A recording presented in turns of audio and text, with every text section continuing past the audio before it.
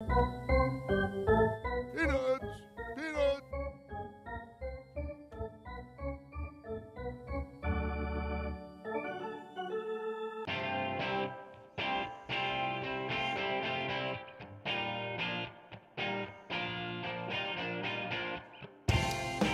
Good morning here on the Bat Around.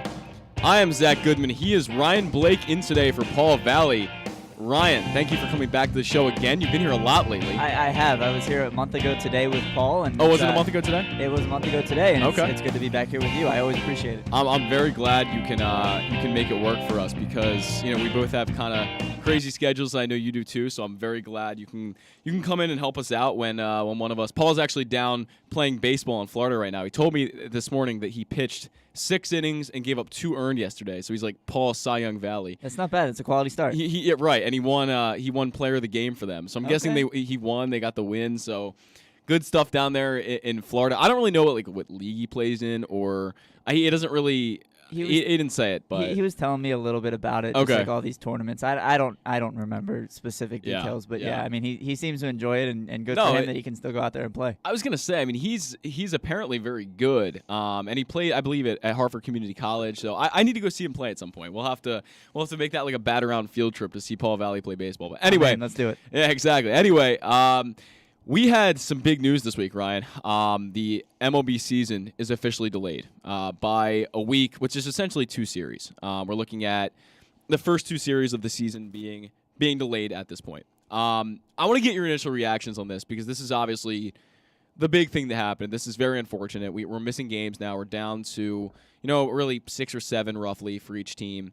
Is this just so detrimental to baseball? Like, what's the long-term effect here with these games being delayed? I mean, yeah, you said it. It's sad. It's disheartening. It's upsetting. It's frustrating. I'm angry. Yeah. Especially when you consider that we just lost most of the season 2 years ago to COVID. Right. The fact that this went as long as it did. Yeah. And that they still haven't come to an agreement despite, these reports and possibly the owners leaking to the media that, we're close on a deal. It's just a couple things to work out. Yeah. The other night when Nightingale was tweeting all about it. I mean, yeah, it's frustrating. And now you have to wonder, are these fans that are so disheartened by this that they're going to, stop watching the game for at least a little while? Yeah. Are we going to need another steroid era home run chase? Are we going to need another Cal Ripken streak to save the game and bring some fans back? Well, and that's what I thought about. And who would that guy be? I mean, there's no one that jumps out to me that's going to come in and just save baseball. It's not like you have that Cal Ripken that's been around, since the early 80s, and now he saves baseball in the mid 90s because he's a hero and he's, the consecutive games played and he's the Iron Man and all that. Like, that's all great, but we don't have that now. There's no guy right now that's going to be that everyone just, I guess, unanimously loves, like Cal Ripken. Yeah, I mean, I think the closest in terms of consecutive games, I think the closest right now is Whit Merrifield, and he's played like 700 or 800 in a row, something like that. But what I will say, baseball at this time has more young talent than they've ever had at one point. You've got the Ronald Acuna Jr.'s. You've got Vladimir Guerrero Jr., Fernando Tatis Jr., Juan Soto, Shohei Ohtani. Mm-hmm. There's so much to be excited about. You can even throw in names like Kyle Tucker. There's so much in baseball to be excited about in terms of the young players in the game and the passion that they show on the field and the excitement that they bring to the table that, I think if we get 3 of those guys competing for MVP for the next 5 seasons in a row, that's going to be great for baseball, and I think we'll bring in some more of the casual fans. But, I mean, they've pissed off a lot of people. Right, and I think it's fair to say that the product of baseball we have now, the product they've put out on the field, is as good as it has been for a long time. I think that it's better right now than when I was growing up watching baseball in the late 2000s. I think it's better now. I mean, there's so many, like you said, there's so many young guys. There's so much excitement. I watch a guy like Juan Soto. I don't really care that much about the Nationals. I don't really care one way or the other. I love Juan Soto. He's my favorite player in baseball. I watch that guy get excited about baseball. Fernando Tatis, same thing. Manny Machado, guys like that. Like, they're exciting. They're young. They do things that guys really haven't done in the past at ages that guys haven't done things in the past. So it's a different product that's being put out there, and frankly, I think it's a better product. And the sad thing is they don't market it. Nobody really knows who these players are. I mean, I saw a tweet the other day that said, I think it was LeBron has more followers combined than all the baseball players combined in the entire Major League Baseball. And LeBron's obviously ultra famous. I mean, he's been in movies, TV shows. I mean, everyone knows LeBron. He's an American icon. But why can't Mike Trout be that guy too? And I think a lot of that, the CBA negotiations and all of this, it just hurts that even more. It really does. Well, aside from the fact that, MLB does a terrible job at marketing the best players, exactly. I mean, Trout is about as low-key as it gets when it comes to professional sports superstars that we've seen. And maybe I'll rephrase. How about Ohtani? We'll put Ohtani out there as that. Yeah, I mean, it's obviously he's got a different kind of flair about him in terms of not only what he can do on the field, but the way he behaves on the field. He'll wipe a guy away with a splitter, and then he'll smile and laugh at him. He'll field a ground ball between home and first and tag the guy out and apologize to him, and they'll laugh about it together. Yeah. And, that kind of player you need in baseball. And luckily right now, I think, like you said, we have a lot of that. And so it's going to be important for Major League Baseball to figure out, that, look, baseball's not dying, okay? Baseball. I hate when people say that. Baseball is not going to die. No. They could. I don't know. They could kill someone I love, and I'd still probably go to games. Yeah. But yeah, I think they need to take a step back and realize, once this is all said and done, once they have an agreement in place, and there are Major League Baseball games going on, we need to figure out how to make these guys appeal to a greater audience. Right. And that's what the NBA is a worldwide sport. Right. Everyone watches LeBron. Yeah. Everyone watched Kobe. Everyone watched Jordan. Yeah. That's not the case for Major League Baseball. Right. And I think Ohtani is the closest we've gotten to that in terms of the worldwide pull that he gets, just because he's a player we haven't seen since Babe Ruth, really. Sure, yeah. So Major League Baseball really needs to figure out, how are we going to, bring in some younger fans and appeal to these guys. And I think they need to do that by marketing guys like Ohtani, Tatis, Acuna, Juan Soto. Right. That's what they need to do. It's not a new concept either. We know that the marketing of baseball has been bad for a long time. I think the best marketing they ever did was in the late 90s when, the guys like McGuire and Sosa and Bonds were all being marketed because of what they did on the field, but also what they did off on the field. Of course, McGuire was in a lot of those commercials. I think it was Nike maybe. I can't remember. But got, promotions like that, and obviously, MLB doesn't really have a hand in, what endorsements Mark McGuire gets or whatever, but he did that kind of stuff, and that's what I think we need to see more of. And it all just ties back into the CBA because we know that MLB doesn't market their players well. We know that MLB has dropping viewership, and it's been kind of bleeding as far as people actually watching the sport. And the CBA and not being able to come to an agreement just does so much to hurt that. So I do have a few numbers I wanted to just put out there because they are so far apart on some of these numbers still, but they're getting close on a few. I will say that the 12 and 14 team playoffs seems to be coming to a head at this point. I think it's looking like they're going to do 14. It was agreed upon earlier this week that it was 12, and now they're saying they're going to go back and make it 14. So I think the Major League Players Association is going to give that concession and give it to MLB because MLB obviously wants 14 teams because the owners want to make more money. If your team gets in the playoffs, you make more money. Simple as that. So it makes sense for the owners. They want 14 teams, and the Players Association wants 12. But they're still a little bit apart on that number. I think that gets settled pretty soon. As far as the CBT, they're $18 million apart. With the CBT, we're looking at $220 million versus $238 million. That's not a terrible gap. It was a lot bigger before. I think it was more close to like $45 million gap at the beginning. So they're definitely closing a little bit, but $18 million, there's still some work to go there. I don't know why they can't just say, let's meet at 229 or something. Like, if only it were that easy. Right, we would have had this done a couple months ago. Exactly. I mean, it just seems like these two sides never want to meet in the middle, and it just seems pretty simple that you could just meet at 229. That's basically, at 229 would be almost right in the middle of where they originally wanted. Both sides, one side wanted 200, the other side wanted 245. It's the CBT is I guess it's interesting, but it's not one of the bigger things that I'm really concerned about. Me neither. If this number ends up at 220, okay. If this number ends up at 238, okay. It doesn't really move the needle for me one way or the other. But the biggest number they're apart on right now is the pre-arbitration pool. They're $55 million apart in that right now.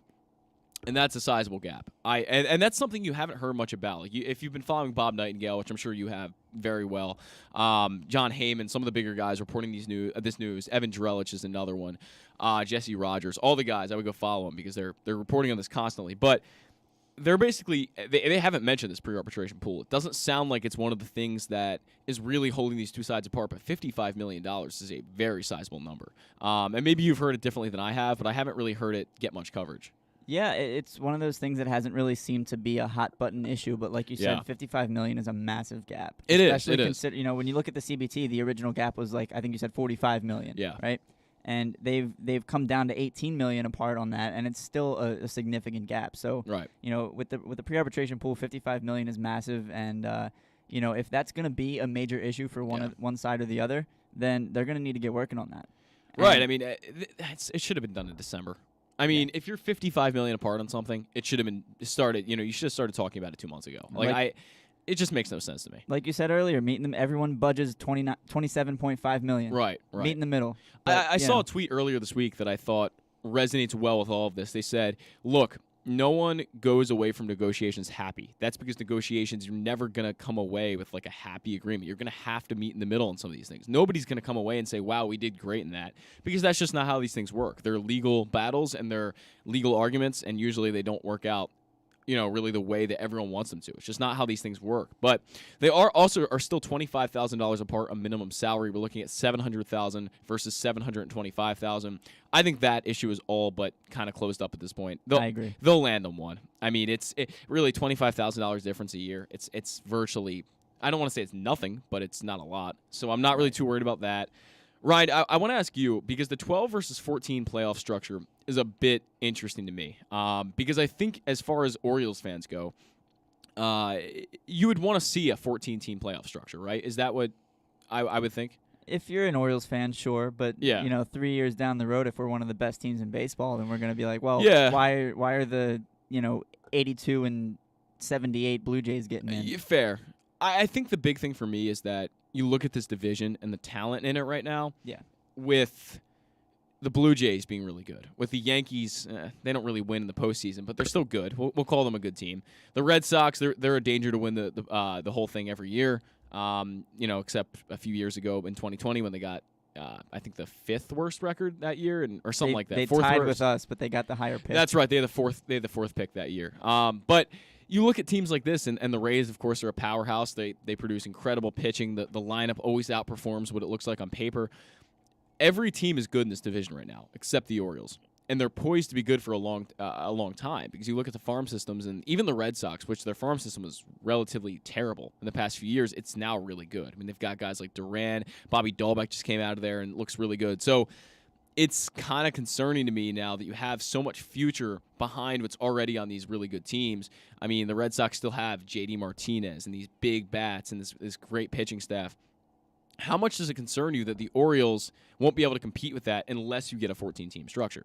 Yeah, I mean, it's even with the current, 10 game?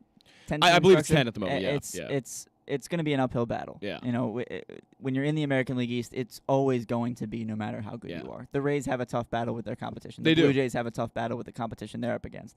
And so the Orioles, needing to prove within the next few years that they can compete in this division, they're going to have to make a massive improvement over the next few years. And, 14-team playoffs would certainly help with that, because, you become a 500 team in a couple of years, and you've got a shot at getting in. And once you're in, anything can happen. Yeah. We've seen that plenty of times before. As an Orioles fan, you would think a 14-team playoff would be beneficial in the long run, but I don't know. I mean, I personally, I know you wrote this in the notes. I don't mean to steal your lines, but I personally prefer 12 as well. Yeah. But the other way I look at it is, and I do want to ask Stan about this when we have him on in a few minutes. The NFL has 14 teams in the playoffs. Mm-hmm. The NHL and NBA both have 16. And for those two leagues, it's been that way since, for the NBA, 1984, for the NHL, 1994. I believe I have those dates right. I apologize if I don't. So it might be one of those things where, half the league's getting into the playoffs. We don't like it at first, but then it just becomes part of the game. And then it just becomes the way it is. So, I wonder if it's something that's going to really, kind of like the moving back of the outfield wall at Camden Yards. A lot of people don't like it off the bat, but eventually we're going to get used to it, and that's just going to be the way it is. Yeah. So if they end up settling in 14, I'm not going to be upset with it. I'd personally prefer 12, but what can you do? I just want to remind everyone that this show is brought to you by Simply the Bets. Sports betting has come to Maryland, and we're ready to help you win some money. Tune in for Simply the Bets with Glenn Clark and Paul Valley every Tuesday morning at 11:40. FanDuel Sportsbook GM Bruce Billick and VSiN's Aaron Oster joins the guys every week to give you all the info you need and even a few winners. So come win some money with us on Simply the Bets every Tuesday at 11:40 a.m. Brought to you by the FanDuel Sportsbook Live Casino Hotel Maryland. Listen at PressBoxOnline.com/radio. Watch at YouTube.com/PressBoxOnline. And coming this week, check out Weekend at Bookies, a new bi-weekly sports betting show Thursday mornings at 11:40 a.m. So that's Simply the Bets. But yeah, I agree with you, Ryan, that the 12 teams, it definitely does make a little more sense given that you don't want to dilute the talent. Talent's not really the right word for it, but the competition that's in the playoffs, because you want these playoffs to be exciting. And if you have an 82-win team in the playoffs, it's not really that exciting. So I agree with you there, but from an Orioles fan perspective, I think you would want 14. But I want to be in the playoffs, right? As soon as possible, right. You know? But it doesn't mean less if you're in the playoffs because of a 14-team entrance, I guess I should say. Not if that's the way it is. I mean, we fair, felt weird about the American League wildcard game, and the Orioles ended up winning the very first one of those. So that was pretty cool. You know, if we're the first, the first 14 seed to make it to a World Series, that'd be pretty cool. That would be very cool. You know, if we're in the playoffs, I'm not going to be complaining about why or how we got in. I'm just going to be excited to be there. I agree with you. Now, we do need to talk a little bit about when these two sides are going to start meeting again, but we don't really know. They did meet yesterday, representatives from both sides, but they didn't really have a productive conversation, it sounded like. It was more just like a touching base kind of thing. Apparently, these two sides haven't learned that you can just call people. They made 14 trips back and forth. What was that, Monday, Tuesday night? Yeah. 14 trips back and forth across this parking lot. Like, you could just get on a Zoom or something. Like, I don't know why. I don't know why we have to meet in person for any of this to happen. Like, if one side's in California, the other one's in New York, you can still do it. It's 2022. We've been using Zoom so much. Right. Why do they have to meet in person? Listen, this entire process they've made way harder than it needs to be. So right. It just seems like it's a bunch of out-of-touch people with the rest of the world at the moment. Yeah, and absolutely. that's one of the most concerning things about it. It's like you look at what's going on in Ukraine right now, and you look at what's going on with the pandemic still, and it's like, all right, we're fighting over how many teams are getting in the playoffs. Yeah. Like, really? Like, that's the one thing that I think is a really bad look for baseball. And like you said at the beginning of the show, I hope it doesn't drive baseball fans away, but you just never know, because people get driven away at the weirdest things, like the Andrew Kashner trade, for example. People stop watching baseball for a weird variety of reasons, and the lockout may be one of them. But I think eventually you get to August, September, and especially the playoffs, of course, I think people end up forgetting about it as long as we play 140 games or more. We're going to be fine. Baseball is bigger now than it was in 1994 and 95 when they missed games because of the strike. I mean, it's like you said, it's annoying when people say baseball is dying, because it's just not no matter true. how much they piss us off, it's not going to happen. I mean, there's too many fans, and there's too many people actually devoted to the game. And the people who stop watching baseball because of this lockout are probably not the most devoted fans in the first place. They're more your casual watchers. Me and you are going to sit down and watch probably 150 games this year at least, if that happens. If they play 150, I'm watching 150. Right, exactly. I mean, we're going to watch them all, but there are some people that watch 5 or 6 and call themselves baseball fans, and it's like a little bit of a different thing than, and that's fine. I mean, if you want to do that, that's great, but you're not the same. You're not losing a devoted fan like Ryan or I, and that's just the difference there. And I don't think baseball will lose those super devoted people. I do want to segue a little bit here, because there was some massive Orioles news this week, and we're going to get to it later. We're going to talk about that in Orioles banter relating to Carlos Correa. So I don't want to really spoil any of that here, but we're pretty excited to talk about that. There's some interesting stuff from Raul Ramos. We'll get to that later.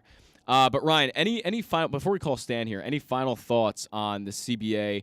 And I do want to ask you the final question of when does this get done? Like, when does these talks end up, coming to a point where it just gets done? Man, I wish I had an answer for that. I like I said at the beginning, I'm sad, I'm frustrated, I'm disheartened. I think that's the biggest word I could use. Yeah. I hope they are able to bridge the gap soon. But if it is true that ownership was essentially lying to the media the other night when they said, we're close to a deal. This might get done in the wee hours of the morning, but it's looking like it's going to get done. We've agreed on 12 teams in the playoffs, and there's only a couple other things to work out.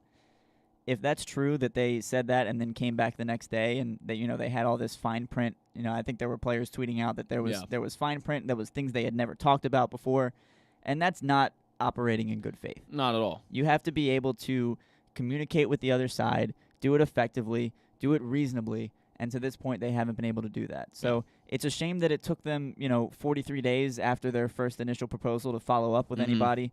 It's a shame that, they were trying to come down to the wire, and Rob Manfred, when asked why it took so long to figure it out, he said, well, we've worked really hard for the last 10 days. What does that mean when you've had 3 months since season ended? It's out of touch. Yeah, it is. But to be honest with you, to answer your question, at this point, I would be thrilled if we get opening day by May 1st. Wow, that's actually farther back. I think we're going to get a deal this month. That's my guess. I hope so. But it just seems like they're getting too close on some of these, except the $55 million gap. That's a big one on the pre-arbitration. But I do think they're getting close enough where we'll see a deal this month, hopefully. I hope so. I'm worried that ownership has burned too many bridges, and players are rightfully tweeting out about how pissed off they are. You got Marcus Stroman tweeting about how Manfred's got to go. Yeah. You've got these players, Andrew Miller, Ross Stripling, giving quotes to the media where they're saying, ownership is being incredibly dishonest with us. They're not operating in good faith, and we're angry, and they have every right to be. And if I'm in that position, if I'm a player, I'm thinking, all right, well, then here's our last and final offer. Take it or leave it, or we're sitting out the season. Yeah. That might sound extreme, but I think the players are rightfully very angry at this point. I didn't like that final offer stuff from the ownership side. That's like, it's not your final offer. Your final offer is the one that gets accepted. I mean, I know you might say it's your final offer. It's not. That's not how final offers work. Right. I mean, your final offer is one that's actually fair, which the other one really wasn't. And I'm not really taking a side. I don't really take a side here because I think both sides are just too far apart on issues to really make any sense of it. And I don't really care, frankly, at this point, who wins. Like, I don't care if the owners win this. I don't care if the players win this. Because eventually one side is going to win, I would say. Yeah. And then it's probably going to be the owners eventually. Probably. I believe the Players Association said that the players are getting paid during this week of cancellation of games. I believe that's true. Manfred said in his press conference that players would not be paid. He didn't, and then I heard that the PA did. I'll have to check on that. Okay. Maybe Manfred was not telling the truth on that one. I'm not entirely sure. But that would be the least surprising thing in the world. I wouldn't be shocked. I did notice, too, I left one part out of my notes on the CBA talks here. That I didn't get to yet, and that's the draft lottery. It looks like we've settled on 5 teams. What are your thoughts on 5 teams? Is that something that you expected, or would you rather be 8? Or I don't know how you feel in this whole draft lottery. Yeah, I'm kind of indifferent on it, to be honest. I like the way things are now, but I agree that it emphasizes tanking and gives teams like the Orioles an opportunity to intentionally put a bad product on the field for the purpose of getting a higher draft pick. But I think a 5-team lottery is reasonable. I think 8 might be a little bit much, but I think 8 is what the NBA does. So, again, maybe it's one of those things where we're just going to get used to it, and eventually that's going to be the way it is, and we'll enjoy it. But, I have no problem with it personally.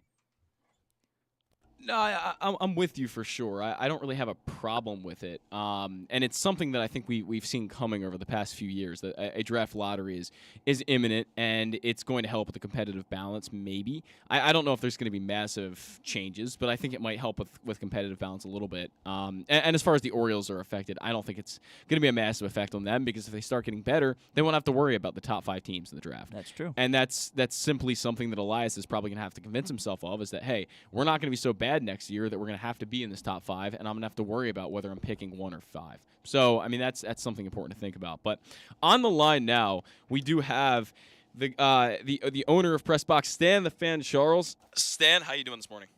I'm doing good. I'm the founder and publisher. I'm slate owner. Oh, I got my facts wrong. I'm sorry on that. That's all right. You wanted to say the grand poobah. I was going to give you a really I was going to give you a really good introduction. It didn't work out. Paul does better introductions. But Stan, that's quite all right. How you doing? I'm doing good. How you doing, Ryan? How you doing well, Stan. How are you? Good. What's up? Stan, we have to talk about this CBA. They didn't come to an agreement. The first week of games is canceled. There could be more coming because these two sides don't look like they're willing to meet still. Where do you see these talks at this point, and how far are we from this becoming a disaster? I'd say we're probably about 3-4 weeks away from it becoming an absolute disaster. It's a grade level disaster right now. I wrote a column the other day, and to me, while I understand it takes two sides to make a deal, I think the commissioner has been pretty much in absentia. The entire negotiations. He needed to take. This is not like the 2021 season ended and they said, oops, we got the basic agreement ends in 2 months. They've known that these very issues that they're squabbling over right now, the commissioner of the sport has known that these dark clouds were forming since, April, May of 2020. Yeah. So he's had two plus years to hammer at getting some type of deal, getting friendlier with Tony Clark. There's a myriad of things that make deals happen, and they really didn't negotiate at all in earnest until I'd say the last 10, 12 days, before the announcement. Right. So, I think the good news to me is there's sort of a magic bullet, if I'll call it that, and that is that the owners really want this 14-game playoff, 14 team playoff scenario, and the players that come off of 10. Look, from a true purity standpoint, 10 was fine, 12 is fine. 14 starts to get a little, like ice hockey. It seems like everybody makes it. But that's what the owners, that is really the crest of what the owners want, is that 14-game plan. And a lot of this other nonsense kind of goes away when they get that. And it sounds like the players are kind of realizing that. And there's the key to how they're going to solve the money issue with back pay for games missed. And I think both sides are going to come at it, like probably Monday, Tuesday, with a renewed urgency to not have this end up being 18 to 25 games, 25 to 30, because then you start to take away a lot of the cash that the owners would make with the new baseball playoff tier. Definitely. And does it rub you the wrong way that Rob Manfred came out after, they didn't agree after that 5 p.m. deadline, then he comes out, does a press conference, and he's just kind of laughing off everything, and there doesn't really seem to be that sense of urgency that you mentioned before. Does that rub you the wrong way that Rob did that? Rob Manfred's been rubbing me the wrong way for a good Fair while. enough. I did not bother to even look at how he looked. I didn't see it, I just sort of read the news stories about it. And, it's not an. I think the one thing we have to realize, it's not an entire shock to us, that it came to this, Well, and as you said, I mean, there's been these dark clouds brewing for a long time now. We've known that the CBA could cause a possible lockout, and it ended up doing it. And the thing that rubs me the wrong way is that the owners didn't really have to do this. I mean, they never really had to lock out the players. It's not like this was a requirement. They could have played a little bit and tried to negotiate this while they did that, but it didn't seem like that was going to happen. Now these things are coming to a point where it's just bad for the sport and bad for it long term. How much of an effect do you think this has on the sport long term? I'm not real good at calculating that because I've been around a lot longer than you have on this planet, so and been commenting on this stuff, and there have been times I've probably used that it's going to kill the sport back in 1994, or at different times along the way. The sport is still beloved by a lot of people. It's not followed the way it used to be by as many people. Yeah. And it really has fallen snugly into third place, and that breaks my heart to say it. Mm-hmm. You know, it's behind football and it's behind basketball now. You know. Yeah, and you look at the Major League Baseball's the failure of them to market their players and to get a younger crowd excited about guys like Shohei Ohtani and Juan Soto and Fernando Tatis and some of the really exciting players we have, because there is a lot of talent in baseball right now. Ryan and I mentioned it before that baseball is as talented right now as it has been in a long time, and Major League Baseball doesn't seem to want to get people interested in this. And then when you cancel games, it just doesn't seem like long term that things are going to be getting better for the sport and that it's going to overtake the NBA or NFL again. Yeah, it's going to be a long, hard drive. You know, I don't think these owners really quite looked at the attendance figures last year. You know, you had several teams draw under 1 million people. And I guess it's fair to say COVID contributed to some of that. There's no question it contributed to that, but you know, the Orioles could have been COVID-free and might have drawn 900,000 or 1 million people last year. Yeah. It wasn't just the COVID, you know, last year that they drew 770,000 people. Definitely, and that's, you know, close to a new low for the Orioles, and they've been struggling with during this rebuild with attendance, and maybe that's more on the fact that it is a rebuild and not that baseball is suffering in attendance numbers. But I think it's also a little bit of a mixture of both. But speaking of numbers here, Stan, there is a big number that they were talking about earlier this week in the CBA negotiations. There was a lot of numbers, frankly, but this is one of them. The 12 versus 14 team postseason is another one that we need to talk about. And I just want to get your stance on this. I know you already talked about it a little bit more, but what's your full stance on where you stand with this? You know, I think it's really the one thing is I really don't think they can go down this bucket again for a good while. You know, until maybe they've added 4 more teams or something like that. Maybe 10 years from now. Yeah. That's the only thing is if you went up incrementally to 12, you'd have that next step to make. Yeah. And it's really interesting the figures that they're throwing out or leaking out or however you want to put it. They're saying that if they have 14 teams, it will bring in an additional $100 million from ESPN. Interesting. But it says if they have 12 teams, they'll have $85 million. Well, if that's all that's different is $15 million, then I would like them to keep it at 12 teams. You know, I don't see the need. It would be one thing if it's 50 or 60 million for the one level, and there's a $40-50 million difference. But for 15 million, that doesn't seem accurate. It seems something is amiss in those numbers. But in terms of you know where sports are today, and the excitement really is in the playoffs. You know, the second season, and they have not done. You know, I mean, I think I can live easily with 14 teams, you know.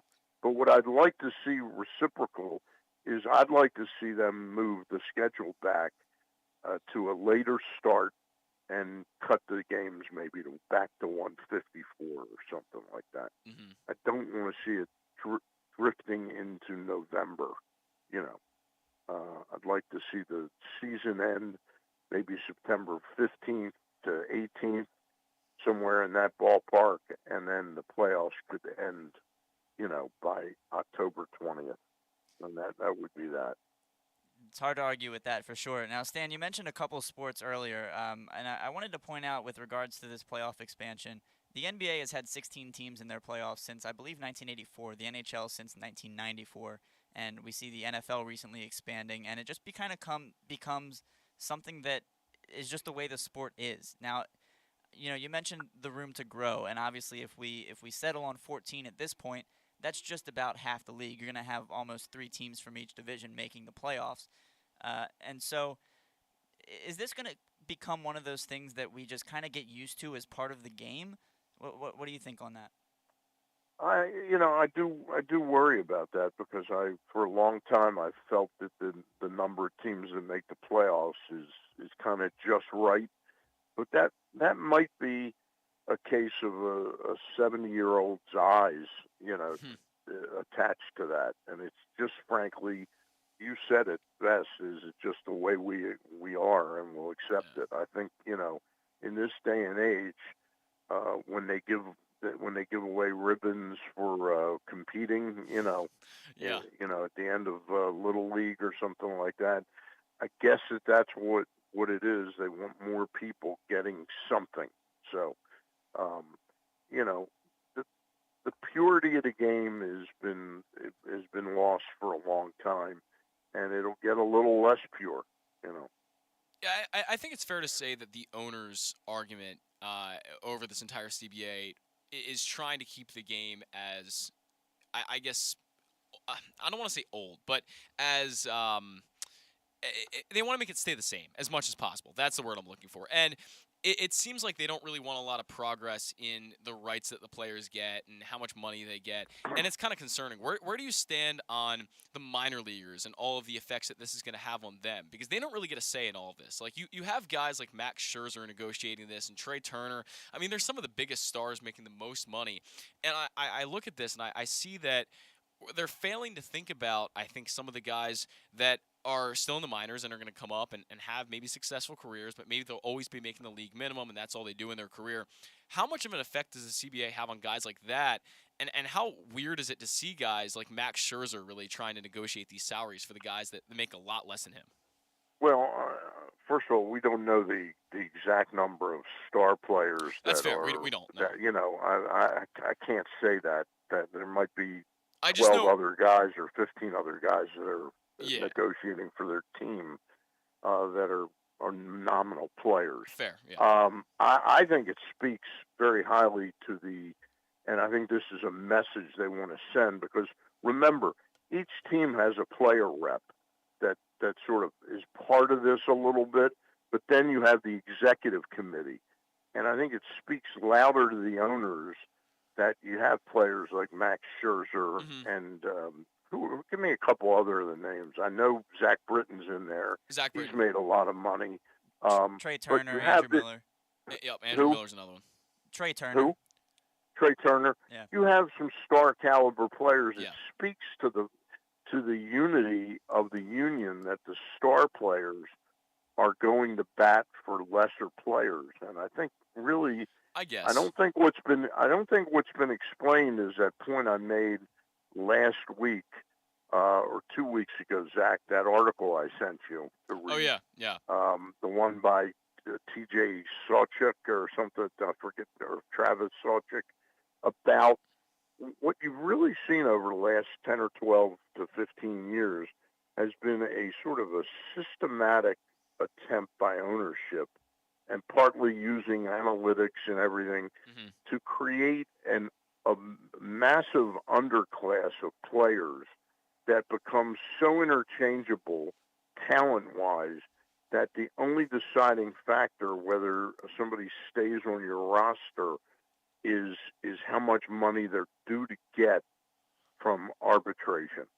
And what you've seen, as Sawchuk's article pointed out a couple weeks ago, was that they have now taken the average player's career from, I think, 4.7 years in length to something like 3.6. That's pretty astounding. That is, when you think about how hard it is to break into an industry, and then over a little bit of money in the grand scheme of things, they're going to turn you into a player that can never make that nice level of pay and have some job security. They're going to turn you into, like I said, a nomad. And that's what you have now, is trying to keep people from making $6 or $7 million in a season. They don't offer them arbitration. They get cast out, and then somebody signs them for $1.5 million, and then the next year they never are arbitration eligible again once they've been let go.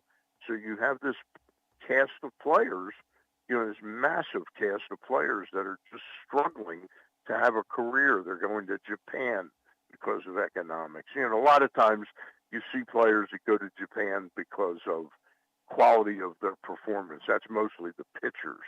they go over to see if they can learn something to come back and get a big contract. And it has happened to several players, but not all of them. A lot of them end up having to go to Japan. So what it's done is it's really been a smack in the face of young baseball players. Yeah.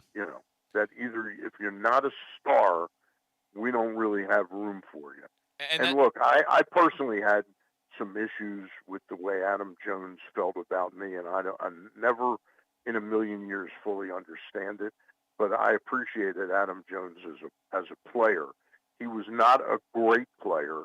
He was a very good player, and he wasn't going to be even very good for long when he decided. But for a player of his caliber to sort of size up the market and immediately jump at a 2-year, what was it, $12 million or $14 million contract to go to Japan when he had been making $15 million a year, that's pretty sort of reprehensible to me.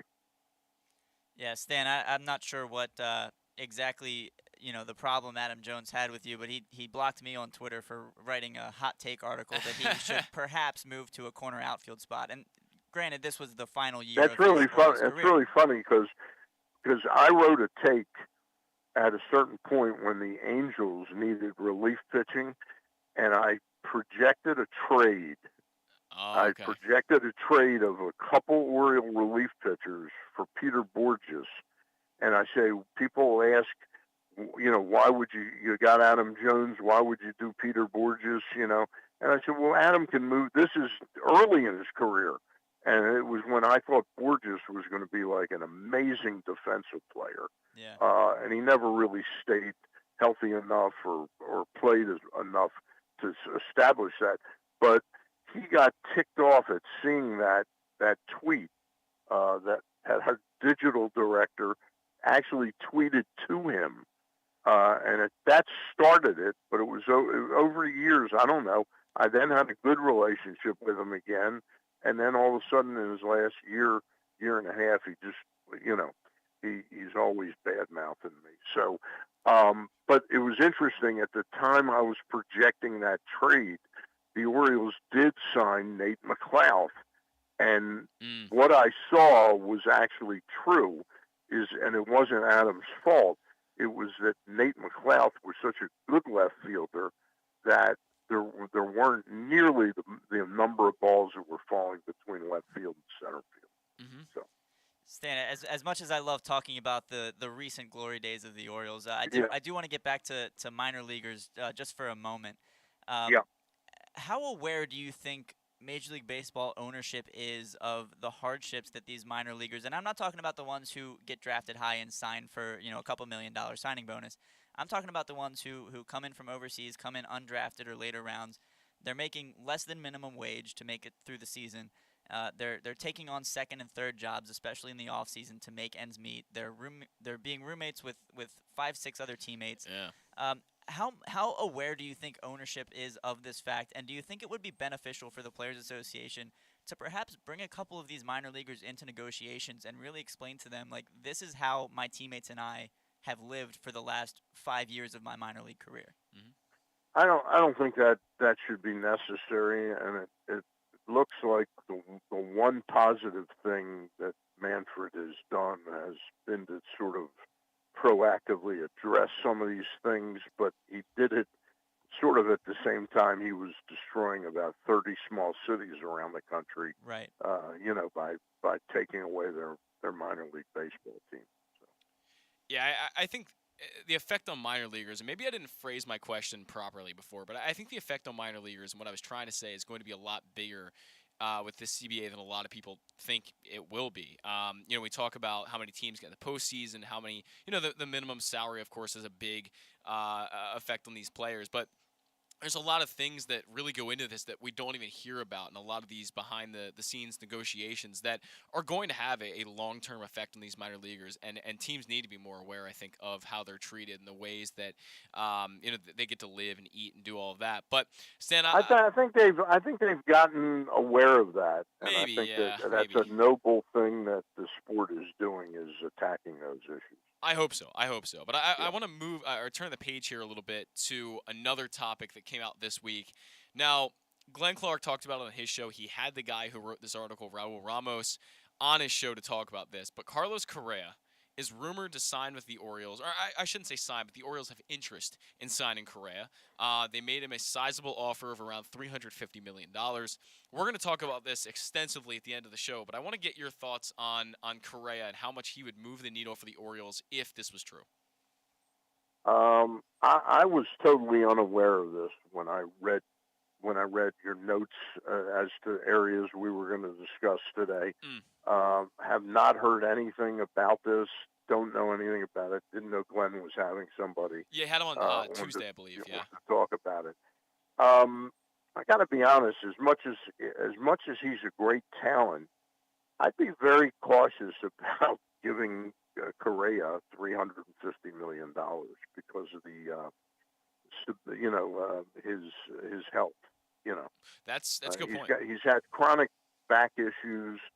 I really this club cannot afford to sign another Chris Davis-like contract where you don't at least get the player in full form. So I'm frankly not that interested in the Orioles signing Correa. Yeah, I will talk again. We're going to talk about this one later extensively, but I will say right off the top that I don't think this is true. I don't see how they could be serious about that. Yeah, I just think from all we've heard from Dan Connolly and some of the guys that are really plugged in, and I don't know how plugged in Raul Ramos is because he's a Mets. Who's he write for? It's some website that has a Spanish name that I don't exactly know. Maybe Ryan knows. I don't know the name of it either, but I can't fact check this, but I did see someone tweet that it's the same account who tweeted a couple years ago that Reds pitcher Luis Castillo was being traded to the Yankees, which obviously did not happen. Oh, is that true? Okay. So I don't know how much credibility we can put into it. Yeah, he's verified on Twitter. He writes for a website called. And he's also a Baseball Writers of America Association member. So there is that. He writes for it's called Con Las Bases Llenas. If I said that I'd right. have a real hard time believing the Orioles are going from the strong, signing Rougned Odor. Right, exactly. And who's the other guy? Now they're interested in Donovan Solano. Yeah, Solano. I mean, I'd have a hard time believing that they're piddling around with that, but they got $350 million to sign, a player of that caliber. It doesn't ring true to me at all. No, I don't know how much you know about Solano. I don't know a ton, but I know he's a versatile guy. He can play all the infield positions outside of first. He's played some left and right field in his career. He's a guy who can move around a little bit, and he's been about a 1.5 WAR player for the past 3 years, which is definitely valuable, especially to an organization like the Orioles that don't get a lot of those players. They've had guys who are down in, even in the negatives in the past few years as far as WAR goes. He's a guy who gets on base a little bit, not a lot of power, but a solid, versatile defender. Is Solano a guy that you would be interested in seeing the Orioles sign? I'd certainly be interested in signing him. I see him as. And is there another guy that we're missing? Is Odor, and then didn't they sign one other Jordan player? Lyles was the player. Who is it? Jordan Lyles, the pitcher. No, I meant an infielder. Oh, infielder. I was thinking, whatever it is, if Odor has any value at all, it would be against right-handed pitching. And so, to me, a Solano Odor sort of platoon might make some sense to me. I think the player like that. Right, yeah, I agree. I think the player you're thinking of is Shed Long. He was a minor league deal. That's exactly what it is. Yeah, a lot of power, versatile guy again, but I think his odds to make the roster are kind of Very it's slim. it's going to be tough, at this point. And he hasn't. And I watched enough of Jahmai Jones last year that I don't see him as a hitter at any point. No, I don't see Jahmai Jones as being much of a factor for this club. But Stan, thank you very much as always for joining our show. And Paul Valley will be back next week. But thank you again for doing what you do every week. Thank you. Enjoy it. Okay, thank you. Bye-bye. So that was Stan the Fan Charles. And he always has some great stuff to give us. Always, I mean, he just is a wealth of knowledge in so many areas. So always great to have him on. And Stan the Fan Charles has 2 great shows for you every week. Every Monday night, Stan and former Orioles pitcher Ross Grimsley visit with a different guest from the world of baseball. And every Thursday night, Stan and Gary Stein chat with a different newsmaker from the world of sports. This week, Stan and Ross chatted with MLB scout Shane Turner, while Stan and Gary caught up with retiring Fox 45 sportscaster Bruce Cunningham. Find those shows under the videos tab at facebook.com/PressBoxSports or at pressbox.com/video. Coming up on Monday, you won't want to miss it when the great Tim Kirkjian joins Stan and Ross at 5 p.m. And we can bet on sports in Maryland now, but we still can't bet online or on our phones. However, you can feel like you're betting totally legally and right on your phone by playing Underdog Fantasy Football. Player props, parlays, and traditional fantasy games are all available, even though the football season is ended. Underdog has great basketball and hockey games available as well, and there are great baseball contests that will be returning before too long. Plus, we're going to give you some free money to play, thanks to our friends at Underdog Fantasy Football. Go to underdog.com/fantasy or download the Underdog Fantasy app. Use the code PRESSBOX, and whatever you download, up to $100 we will match. That's right, up to $100 when you use the code PRESSBOX with Underdog Fantasy Football. Now, Ryan, like I said, we're going to get to it later, but Donovan Solano, does that one interest you at all? I finished up our Stan conversation by asking him that. Is that someone that really excites you at all? I mean, it's not an exciting name, but it would be a great signing, I think. You mentioned that he's averaged about 1.5 WAR per season over the last 3 seasons. Yeah, roughly. And I mean, his batting line the last 3 years, if you put it all together cumulatively, he's hit 308 in the last 3 years of the Giants. Yeah, it's not bad. That would have led the Orioles last year. The last 300 hitter we had in a full season was Hanser Alberto at 305 in 2019. His 354 on base percentage, that would have been third on the Orioles behind Arias and Mullins last year, just by a slim margin. And he OPS'd almost 800 in those 3 seasons. So that probably says more about the Orioles than it does about Solano, just comparing him to where he would fit on the team in that regard. But I mean, it's hard to shrug off a potential signing of a guy who objectively would make the Orioles better. Yeah, I think you would. I love the versatile guys personally. I think those guys are a lot of fun. They bring a lot of value to your team in multiple ways. I want to see Jorge Mateo get a big chance this year. I really believe in Mateo, and I think that I've said this on the show before, but he's one of those rare guys that has every tool. If he just puts it together, he could be a 5-tool guy. I shouldn't say, because the glove is not very good. It's about average, but or maybe even below average. But he really does. If he puts it all together, he could be a 4-tool guy. He's got light tower power. I mean, he showed it in the minors. He does. He hit like 19 home runs one year, which in the minors is pretty good. I mean, you don't see a lot of guys doing that. So he's a guy I'd like to see get a chance. And of course, you have Arias and you have Gutierrez, who I'm not a big fan of. Where do you stand on Gutierrez, by the way? Yeah, he looked good in I think it was the Mexican League he played in the offseason. Yeah. I mean, I'd like to see him get a shot. I mean, what other options do we have at third base at this point? Not a lot. Solano, I guess. Yeah, I mean, I wouldn't mind seeing Gutierrez get a shot. I think I've mentioned on the show before, I'd like him to not take pitches right down the middle with runners in scoring position in the 8th inning against the Yankees. Yeah. But, he did that a couple times last year, and it bothered me. But you mentioned Jorge Mateo, and I remember you raving about him a few months ago when I guest hosted with you. He's an exciting talent. Mateo, both him and Jahmai Jones were both an organizational number 1 prospect at one point. So if one of them can figure it out, and right now it looks like Mateo has more likelihood to get there, then we're working with something. And so I'd definitely like to see if he's able to stay healthy.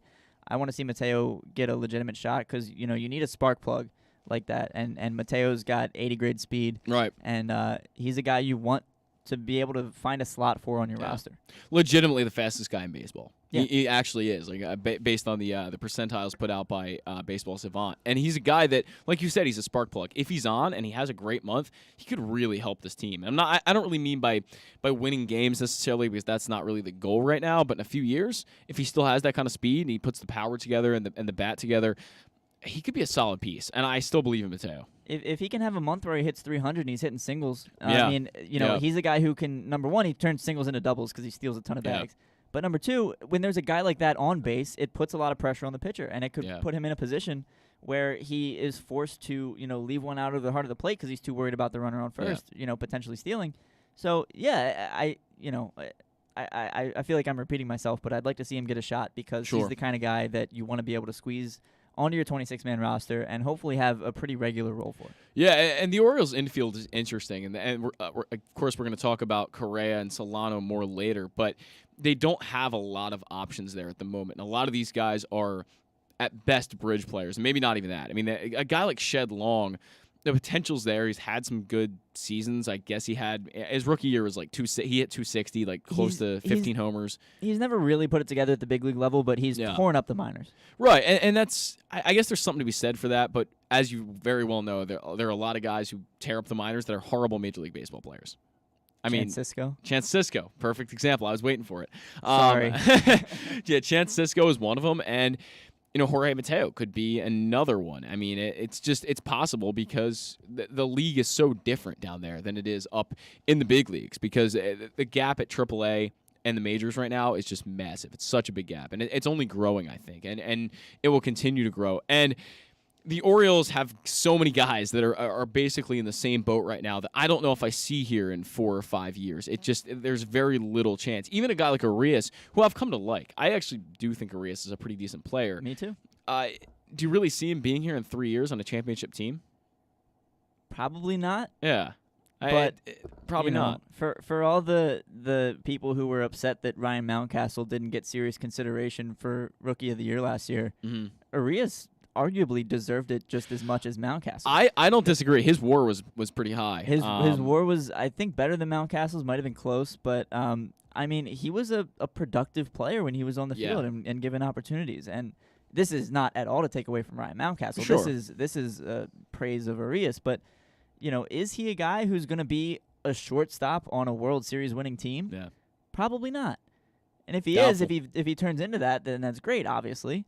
But I think he's a bridge the gap kind of guy. I don't even know how old he is. He's 24, 25. He is 27. 27. Okay. Yeah. See, bridge the gap guy. That the age tells it all right there, I think. Yeah, exactly. I mean, he did have 1.9 WAR last year, which is 0.9 higher than Mountcastle. But to be fair to Mountcastle, he was like well into the negatives. I think he was almost at -2 by the time May ended because he was just so horrible for the first 2 months.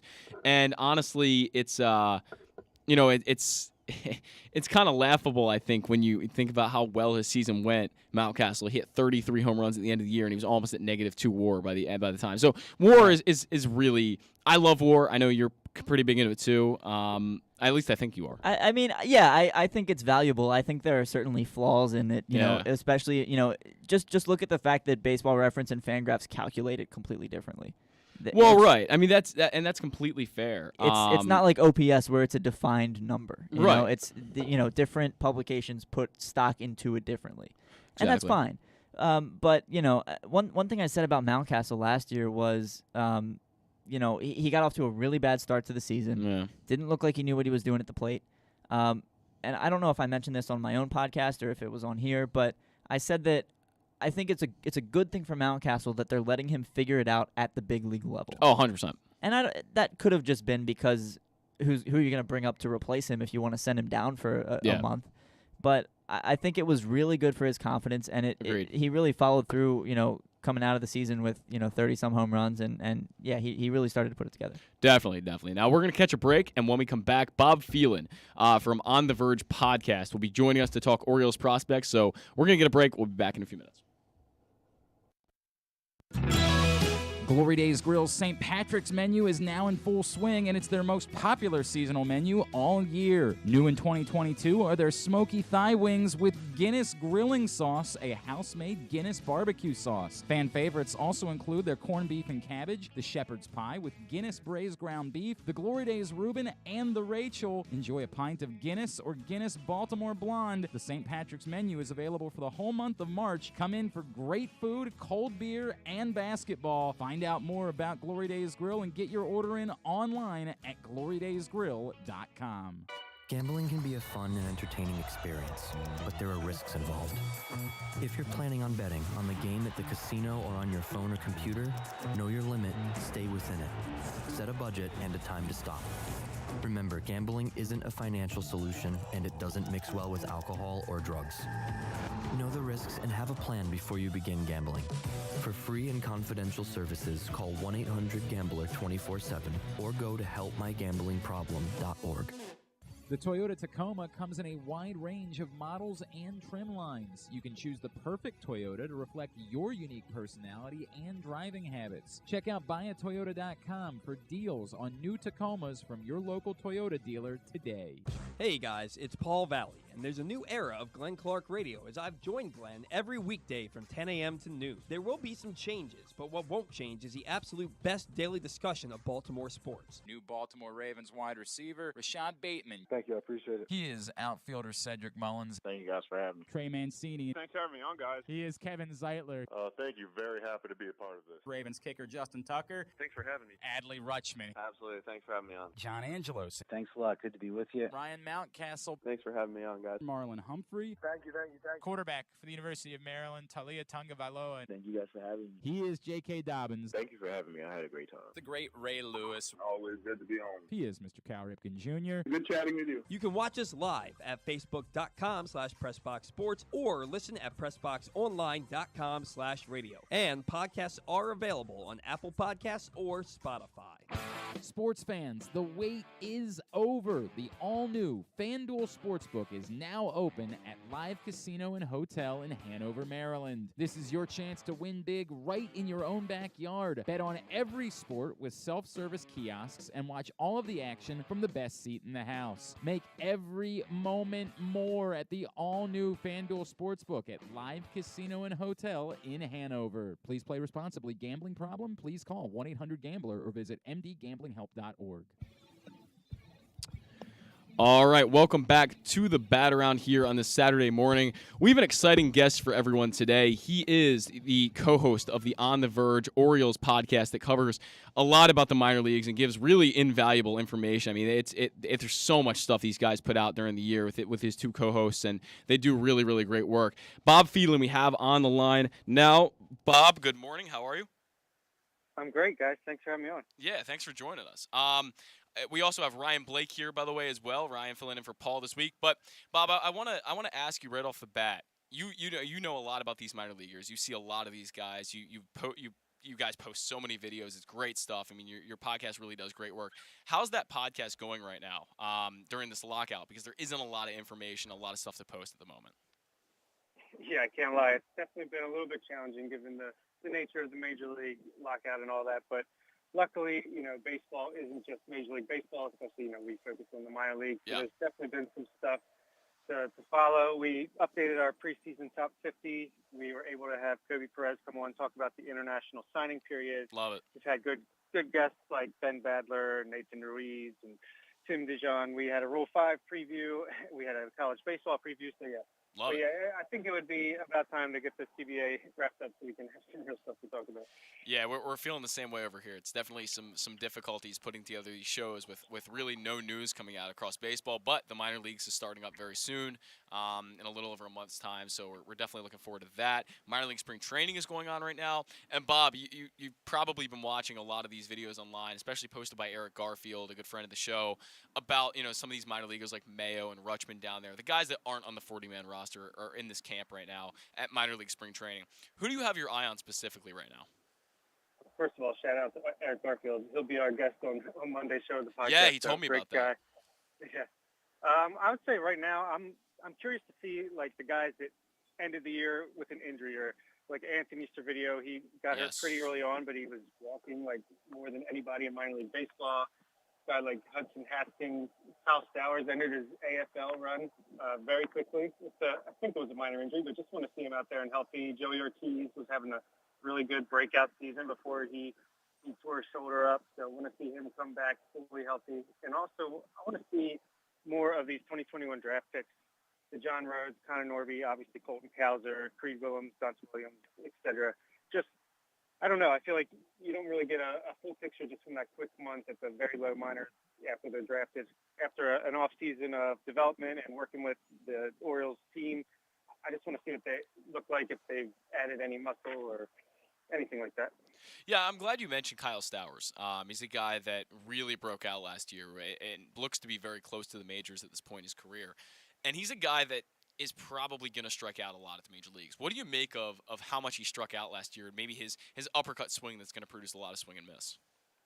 Yeah, it's funny. Actually, coming into last year, I didn't even have him on my top 30 just because, the missed 2020 and 2019 after he was drafted, he didn't exactly light the world on fire in short A Aberdeen, but and like you said, the strikeouts were a concern for me. But, yeah, I mean, his work with Ryan Fuller and the rest of the hitting coaches was just phenomenal. We talked to Ryan Fuller for the podcast when we were in Bowie, and he talked about how, for at least for Stowers in specific, like the strikeouts are not a big concern for them. He's going to have those, but they're working on just his swing decisions, and when he does swing, putting his A swing on it, and when he makes contact, it's going to do some damage. And it seemed like that certainly worked this past season, and he shot up into our top 10. So definitely curious to see if that will still work at the major league level. I'm still a tiny bit concerned, but just the way he hit all of last year at 3 levels definitely washed away a little bit of that. Bob, Ryan here. You mentioned guys who are coming back from injury as some of the people you're really looking forward to seeing. DL Hall was obviously the biggest name of that bunch. He was added to the 40-man roster, which means that he is affected by the lockout. The Orioles cannot communicate directly with him. And obviously it sucks as fans that we can't, see his development. How much do you think this lockout is going to impact his return from injury? Yeah, I'm not sure. That's a great question because, how ready is he? Would he even be able to fully start spring training if it was starting on time? I'm not sure. I don't think it can help to not be able to communicate with the Orioles, training staff. But I want to say, and maybe this is just the optimist to me, but, it will give him more time to fully recover from that before he starts ramping up, seriously. And maybe it'll be some silver lining there as far as getting him fully healthy before he goes out there throwing in competitive games. Yeah, definitely concerned with DL Hall. I think there's a lot of reliever risk that comes with a guy like that. I think he's one of the guys that has the most to prove in this upcoming season, just because he's been in this organization for almost 5 years now, and he still hasn't made his major league debut. And he's a guy that has been in the top 100 prospect list for years, but he just hasn't really put it all together as far as injuries and command goes. So he's a guy to definitely look out for. But who is a guy who has the most to prove, coming into this season? Because for me, it's a guy like Yusniel Diaz, acquired a few years ago in the Machado trade, hasn't done anything. He's had some injuries and just hasn't been able to stay on the field. Who is the guy with the most to prove this year? One last note on Hall. I think his stuff, pure stuff, is just right up there with Grayson Rodriguez. If he can stay healthy and pitch 5-6 innings, he is another top of the rotation type guy. But like you said, just the amount of innings he's been able to throw, and he could have even more value as a Josh Hader type out of the bullpen. But Yusniel Diaz, I feel like this is his last year. It's like put up or shut up. He's on the 40-man roster, so eventually there's other outfielders that are behind him, like Zach Watson and Kyle Stowers is yet to be added to the 40-man roster, Robert Newstrom. So I think he's got to really start out hot to have any chance to make a major league debut with the Orioles. And a couple other guys I think are in kind of similar boats would be Adam Hall. He's got a little more leeway just because, he's younger. He was in high A last year, but he had a really rough season coming out of that pandemic this year. And at one point he was in the teams of our rankings, and he's barely in our top 50 at this point. Kevin Smith, a guy who dominated last year at AA, but then really struggled with the new baseball in AAA. Just the control was not good whatsoever. He couldn't find a strike zone. So he was added to the 40-man. So to me, that says they're confident they can fix whatever the issue was. But I would say he's on the edge of needing to prove something. And Rylan Bannon, another guy like Yusniel Diaz, who was added to the 40-man before last season, and he just had an abysmal year. He had an extremely low batting average for balls in play, but at the same time, that's not much of an excuse when you're just looking for some results. Yeah, I think Bannon, I agree with you. I think he's definitely one of the guys that has the most to prove because the Orioles infield, if you look at it, there isn't a lot of talent there right now. There's just not a lot of – it's mostly filler players, and we talked about this about 10 minutes ago on the show, that you have guys like Mateo and you have guys like Arias, and they're fine. They're filler players at the moment. But if a guy like Bannon could come up and prove himself, that would definitely be helpful for them. Yeah, we need that 1 or 2 year gap before the guys like Gunnar Henderson, Jordan Westberg, et cetera, start to really, make their mark at the major league level. Speaking of Westberg, is he a guy that makes his debut this year, you think? I go back and forth on that. I think if he does, it will just be more of like an August, September quick look just to get his feet wet before really, diving in 2023 at the major league level. But I think if he starts at AA, it shouldn't be long before he's advanced to AAA. I would imagine he has a similar trajectory to like Adley Rutschman last year. Yeah, definitely. Now, speaking of Adley Rutschman, we really can't talk about Orioles prospects without mentioning him. And he's a guy that is poised to make his major league debut very soon, as long as the CBA gets agreed upon and the guys actually start playing baseball. But Rutschman took a lot of steps forward in 2021. He made it to AAA. He hit almost better in AAA than he did in AA. What more steps forward can Rutschman take to further solidify himself as the #1 prospect in baseball? I'm not sure there's anything. I mean, let's be honest. He probably could have came up in 2020 and, made at least a decent,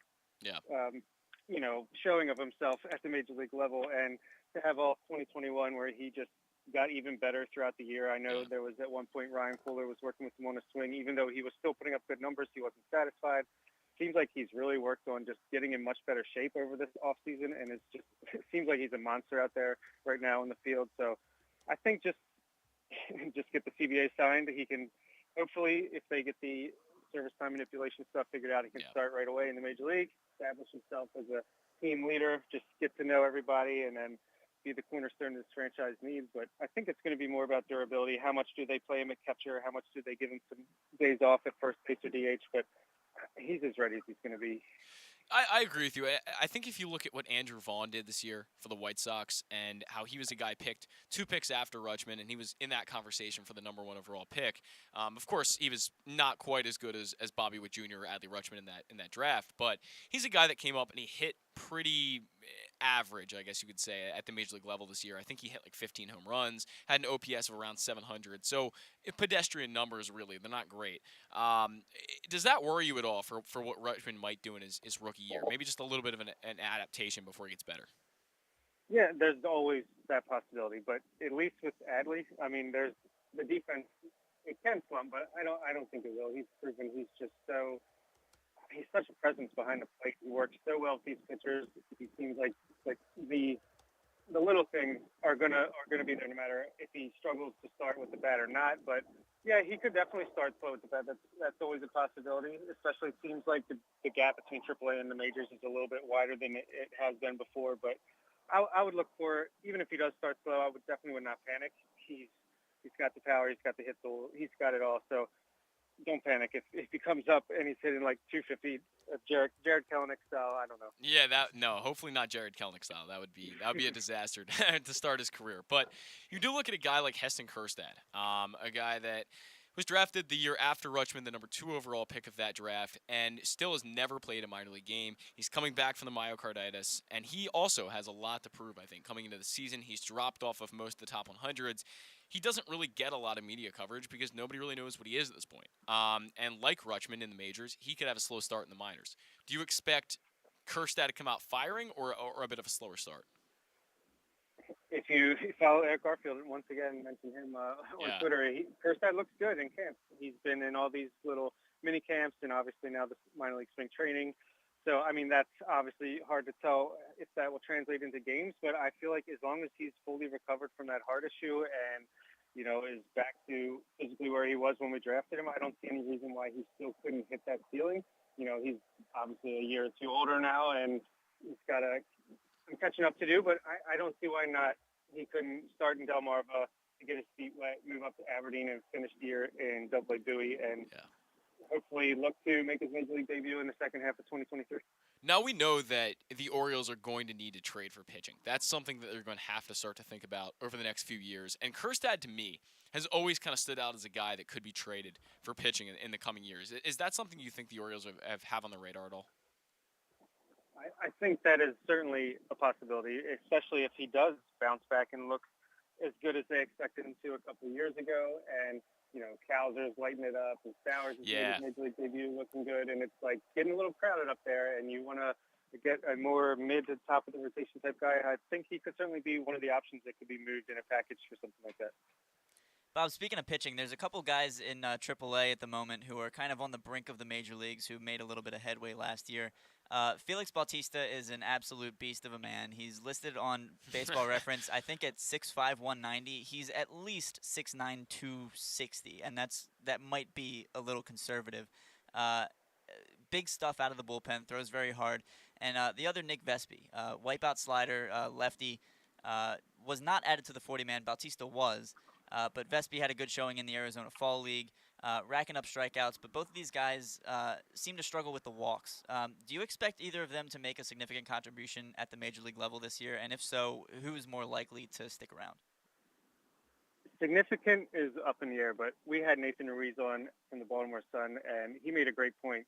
We saw last year, if you are on the 40-man roster and you have an arm and you're a pitcher, you're going to get some time at the Major League level on this team, especially right now. And even if you just signed to a minor league deal and you're available in AAA, you're going to get your turn. And, they're talking about the Rule 5 draft might get canceled. I think that would be good if you're a Nick Vespi fan, because he certainly made a case to get picked in that after the Arizona Fall League. He's a lefty with really good stuff, 26 years old, pretty much established as he's going to be. So I think, they're definitely going to get some run. If they're both in the organization, obviously Bautista and the 40-man will be. They're going to get some run. I like them both a lot as far as their potential to help this bullpen. Bautista, like you said, just a mountain of a man. We had Brian Baker, a guy that the Orioles claimed, another big guy. It seems like Elias has a type when it comes to the bullpen. But, they love these hard-throwing guys, and I think the bullpen will improve the more these young guys come up and show their stuff. I got asked on the show a few weeks ago about who I liked as the most underrated prospects in the Orioles system. And I mentioned John Pinto and Zach Peak as the two guys that I thought were the most underrated. Is there a guy that you, besides those two, that you think is the most underrated in the system right now? Well, great picks. I absolutely love both of those guys. I think they'll make some big headway this year in 2022. But a couple other guys I wrote down.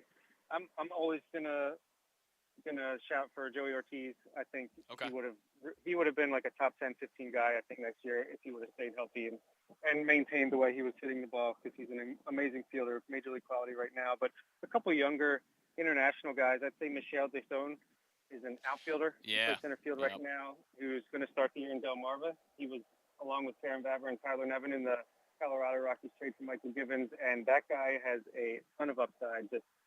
He hit the ball great in the FCL at a young age. He'll be, I think, 19 this season, maybe 20, but super young, super toolsy, super talented. And, it's exciting to see the Orioles finally get these international guys and watch them develop on the way up. And then on the pitching side, another international guy who they signed, I think, in 2019 or 2020, Raul Rangel. He's a big, tall right-handed pitcher who's going to start, I believe, in Delmarva as well. He's like 6'5", 170, something like that, and he's got room to grow. He's already throwing in mid to upper 90s. I think this could be the Gene Pinto of this season, as far as a guy who you're like, whoa, where did this guy come from? And now all of a sudden you're watching his box score every day. Yeah, is it Gene or John? I apologize if I said it wrong. I believe it's Gene. Okay. But we've been arguing about that on the show for the past couple weeks, whether it's Gene or John, but I think we finally figured out it's Gene. But anyway, I think Gene Pinto and Zach Peak are definitely two guys to look out for. I like your point about Rangel and Deson. I mean, those are two guys that are really, really talented as well. Eric Garfield, I know, is one of the biggest proponents of Deson there is out there. He loves that guy. Now, I do want to change course a little bit here and talk about the CBA. You're obviously a guy who really likes the minor leagues. You follow that a lot. You're really interested in that. But how much have you been following the CBA, and where do you stand on that? I've definitely been following all the tweets and the ups and downs of it all. I just want a deal to get done. I want it to be fair for the players. I feel like, the owners are putting their lockout in place, refuse to negotiate for 6 weeks, then negotiate in bad faith. Like I'm usually someone that's going to try to find a middle ground or some gray area to just see other perspectives, but the owners are making it hard to see it anything other than they're just not in a rush to get baseball games played at the major league level, and I definitely would like a resolution sooner than later. Yeah, are you at the point where you don't really care what's in the CBA as long as it gets done? That's definitely what my heart is saying, but yeah. At the same time, I do want to see, I don't want to see 14-team playoffs. I'd rather see 12. Agreed. There's a couple things that, I ideally would hold out for, but at this point, I just want baseball back. No, I'm totally with you, and I think that hopefully within this month, but I don't know. We'll have to see on that for sure. But we did hear another rumor, and this is my final wrap-up question here for you, about Carlos Correa possibly becoming an Oriole in the future months when this lockout ends. Apparently, according to Raul Ramos, the Orioles offered Correa about 10 years, $350 million. Do you believe this at all, and where do you stand on this? I want to believe it, right? How exciting would that be? Right. I mean, it makes a little bit of sense. There is some sense to it. Mike Elias obviously drafted Correa and has a relationship with him, probably a big fan. And, there's not much money on the books right now, so I think the rumor was also the first 2 years would be front-loaded a little bit. Yep, that would, yep. So maybe they did the Chris Davis contract. I'm trying to, make this make sense, right? So maybe they adapted the Chris Davis contract, spread it out a little more, and front-loaded the contract to kind of jumpstart this rebuild and turn things around, give them an opt-out or two. But at the same time, I feel like it's a pipe dream. I'm not getting my hopes up for it, but, yeah, if it happens, I'll be stoked for sure. Yeah, sounds good. Well, Bob, thank you so much. And can you plug your Twitter and your podcast for us, please? Yeah, on Twitter, I'm at the Oriole Report. The podcast is at BSL on the Verge, and we post all kinds of great clips during the season. And give that a follow. I think you'll enjoy it. And the podcast is on the Verge. I think if you search BSL on the Verge, you can find it anywhere you get podcasts. And we record live every Monday at 6:30, and then post it to podcast after. So.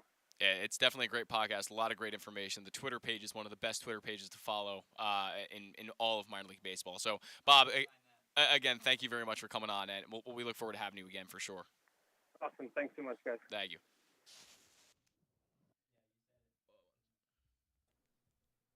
Yeah, you said it. I mean, On the Verge is one of the best follows. I'm in the bracket myself. I know there's the Masson Orioles. Oh, in yeah. that bracket. Mm-hmm. I'm not in it. I got snubbed. There's a follower threshold you need to meet. I'm at like 860. I think they put it at 1,000 this year, which really? is pretty high. Okay. There were a lot of submissions. Wow. But yeah, On the Verge is a 4 seed on the other side of the bracket. I'm a 1 seed in the front. And if I get past RDT this year, I think I'm gonna see Bob and his crew in the finals. I think Ryan. I mean, you're like one of the most infamous Orioles Twitter accounts. It's up there. I mean, I'm not trying to pat myself on the back, but it's based on follower count, I was the runaway 1 seed in the non-media region. I voted for Rock Kubako and all that. And thank you. So yeah, I mean, it's a fun little tournament. If you're not, if you happen to come across it, throw me a vote at Orioles Fan Probs. But shameless plug. Shameless. Yeah, why not? But yeah, I mean, it's fun to see all these people come together, and there's some friendly competition. And they did it last year. I lost to RDT in the finals, but it is what it is. I'm hoping to make a comeback this year and hopefully get past them. If we meet, it'll be in the Final Four. Yeah, so we'll I thought Jim Palmer was in the finals last year. I'm wrong. Jim lost to Eric at some point. Oh, did he? Okay. I don't know if it was the Elite Eight of the Final Four. And how far did Cal go in that? Cal got upset, I think, by Arditi? Shoot, I don't know. It might have been Arditi. I don't know. I don't think he beat Cal. I think we'd still be hearing about that from him. Yeah, if he beat Cal. That's probably true. I don't know. I'm not sure Cal was in it. Maybe he wasn't last year. He was pretty new to Twitter, I think, coming on last year. I know he's in it this year. At least I'm pretty sure. But yeah, that's definitely an exciting tournament. A lot of good stuff in there. Yeah. I will say though, if we're talking about On the Verge and Bob's podcast, if it were me versus him in the finals, I don't think I could vote for myself. No, but they do really good stuff. It's excellent content if you care about the minor leagues at all. There's a lot of people who do podcasts like that, and I mean, many of you have done them before, and they're very hard to keep up with as far as like week to week, and like posting content on your Twitter is very difficult to do, and it's very time consuming. And these guys, I mean, there's 3 of them obviously, but they post everything. Like if you wanna hear about Orioles prospects outside of Eric Garfield, that's the other best place to go. Without a doubt. They have everything and live in-game highlights and stuff like that. And they post like throughout the night, every single night during the summer. And especially right now with no major league season going on, I think that's where you should go to get a lot of content. So always great to have Bob on. We're going to catch a break, and when we come back, we're going to have Sounding Off with Ryan Blake. Now, I don't know what you have prepared for this. I'm looking forward to seeing it. And then after that, we will have Orioles banter which we're going to be talking about Carlos Correa a little bit, and then Donovan Solano as well, breaking down kind of the free agent market, what's left there. But before we catch our break, sports fans, the wait is over. The all-new FanDuel Sportsbook is now open at Live Casino Hotel in Hanover, Maryland. Bet on every sport with self-service kiosks and watch all the action from the best seat in the house, and win your share of $10,000 cash by signing up for Live Rewards cash drawing April 1st. The newest edition of PressBox is available now. On the cover, we celebrate the 20th anniversary of Maryland men's basketball's 2002 NCAA Tournament Championship, as Gary Williams reflects on how the program rose from the ashes of NCAA sanctions to the pinnacle of the sport, and why his perspective on the title run has changed now 2 decades later. Plus, Juan Dixon, Lonnie Baxter, and the rest of the team relive the moments that ultimately led to them cutting down the nets in Atlanta. PressBox is available for free at over 500 area locations, including 60 Royal Farms stores. And you can always find the entire edition, as well as the best daily coverage of the Orioles, Ravens, and Terps at PressBoxOnline.com. Glory Days Grill's St. Patrick's menu is now in full swing, and it's their most popular seasonal menu all year. New in 2022 are their smoky thigh wings with Guinness grilling sauce, a house-made Guinness barbecue sauce. Fan favorites also include their corned beef and cabbage, the shepherd's pie with Guinness braised ground beef, the Glory Days Reuben, and the Rachel. Enjoy a pint of Guinness or Guinness Baltimore Blonde. The St. Patrick's menu is available for the whole month of March. Come in for great food, cold beer, and basketball. Find out more about Glory Days Grill and get your order in online at glorydaysgrill.com. That first sip. That first bite. Start your day off right with a delicious breakfast at Royal Farms. Choose from a fantastic selection of fresh Royal Farms breakfast sandwiches and top it off with a rich hot cup of the freshest coffee in the world. At Royal Farms, breakfast is available day and night. It's the freshest breakfast in the world. Real fresh, real fast. Royal Farms. Sports betting has come to Maryland, and we're ready to help you win some money. Tune in for Simply the Bets with Glenn Clark and Paul Valley every Tuesday morning at 11:40. FanDuel Sportsbook GM Bruce Billick and VSiN's Aaron Oster join the guys every week to give you all of the info you need and even a few winners. So come win some money with us on Simply the Bets every Tuesday at 11:40 a.m. Brought to you by the FanDuel Sportsbook at Live Casino and Hotel Maryland. Listen at PressBoxOnline.com/radio. Watch at YouTube.com/PressBoxOnline. The newest edition of PressBox is available now. On the cover, we celebrate the 20th anniversary of Maryland men's basketball's 2002 NCAA Tournament Championship, as Gary Williams reflects on how the program rose from the ashes of NCAA sanctions to the pinnacle of the sport, and why his perspective of the title run has changed now 2 decades later. Plus, Juan Dixon, Lonnie Baxter, and the rest of the team relive the moments that ultimately led them to cutting down the nets in Atlanta. PressBox is available for free at over 500 area locations, including 60 Royal Farms stores. And you can always find the entire edition, as well as the best daily coverage of the Orioles, Ravens, and Terps at PressBoxOnline.com. Gambling can be a fun and entertaining experience, but there are risks involved. If you're planning on betting on the game at the casino or on your phone or computer, know your limit, stay within it. Set a budget and a time to stop. Remember, gambling isn't a financial solution, and it doesn't mix well with alcohol or drugs.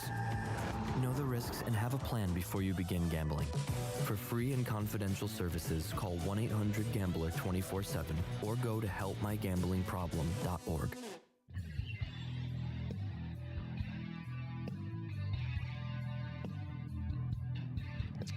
All right, welcome back to the Bat Around here on this Saturday morning. We're about to get to sounding off with Ryan Blake instead of me. Return it over to Ryan Blake this time. Not entirely sure what he has to talk about here, but I'm sure whatever it is, it'll be great. And it's brought to you today by PressBox's Glenn Clark Radio. It's the definitive place to find the best daily discussion of Baltimore sports.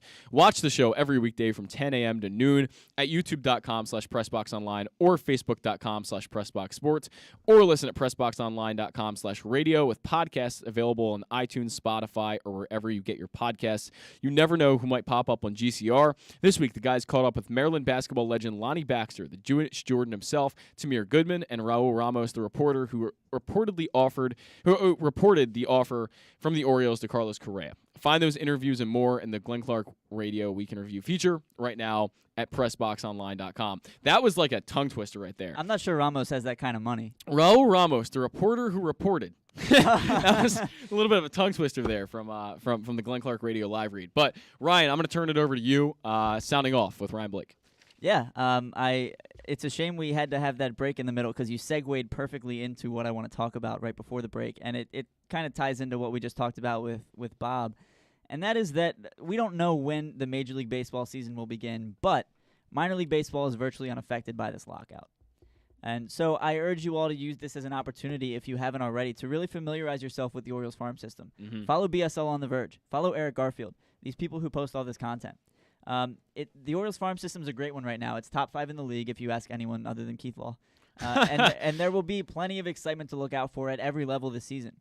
MILB TV is another thing I want to talk about. It's not on sale just yet. Last year it was $39.99 for the full season. That's less than half the price of MLB TV. Like MLB TV, every game is archived, so you don't have to watch it live. You can go back and watch games later. If you are at work and Grayson Rodriguez is on the mound at Norfolk, pitching to Adley, and you want to go home and watch it later that night before bed, there you go. You can log on and do that. But unlike MLB TV, there are no blackouts. So that means you can catch just about every Tides, Bay Sox, Ironbirds, and Shorebirds game on your phone or computer. And yes, MLB still gets that money. I know there's been this discourse the last couple weeks about cancel your MLB TV, don't give the owners your money. MLB TV then came out and said that we're not going to charge people until we get the CBA figured out. The renewal date is going to be pushed back. But yeah, sure, Major League Baseball still gets your money if you pay for MILB.TV.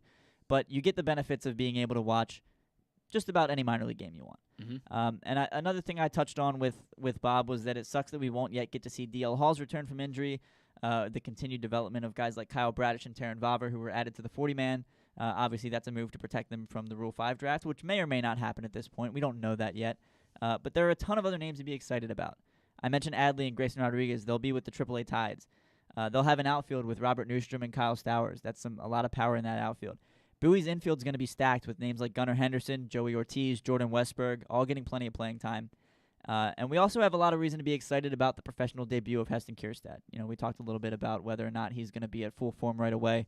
But regardless, it's going to be exciting to see him back on the field playing in meaningful baseball games. And I could keep naming names, but we've all seen the top prospect list. We've talked about a bunch of guys already. So to round this out, Norfolk's opening day is April 5th. The other 3 affiliates start their seasons on April 8th. We don't know when the Orioles will be playing next. So do yourself a favor and watch some minor league baseball, especially with the state of the Orioles farm system right now. Go see them in person if you're able to. I know I've said it before on this show, but the Orioles we as Orioles fans are very lucky to have all of our affiliates in close proximity to us. There's not another team where all of their minor league affiliates are close. And if you haven't experienced the environment of a minor league game, you're missing out. The ticket that is farthest from home plate is still very close to the action, and the ticket that's right behind home plate in the front row is probably less than what you're going to pay for an upper reserve seat at Camden Yards. So while the Major League Baseball lockout sucks, obviously it does not mean that there isn't baseball for you to watch.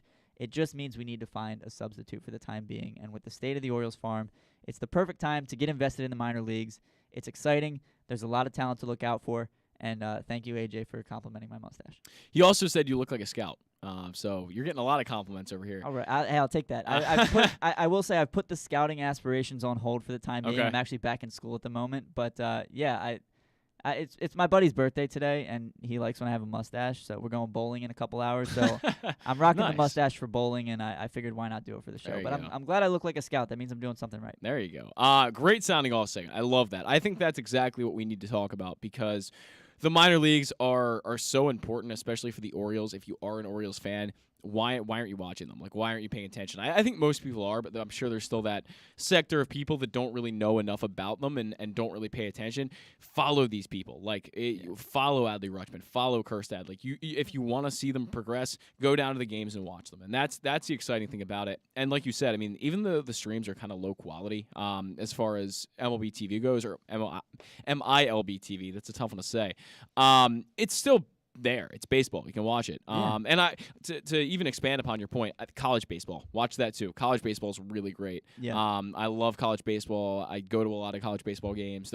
I love college baseball. So college baseball is a blast. It is. And minor league baseball is even better. So, just watch all that stuff. That can be your what passes your time before this lockout ends. And like you said, we might not have baseball till May 1st. I mean, there's a good possibility.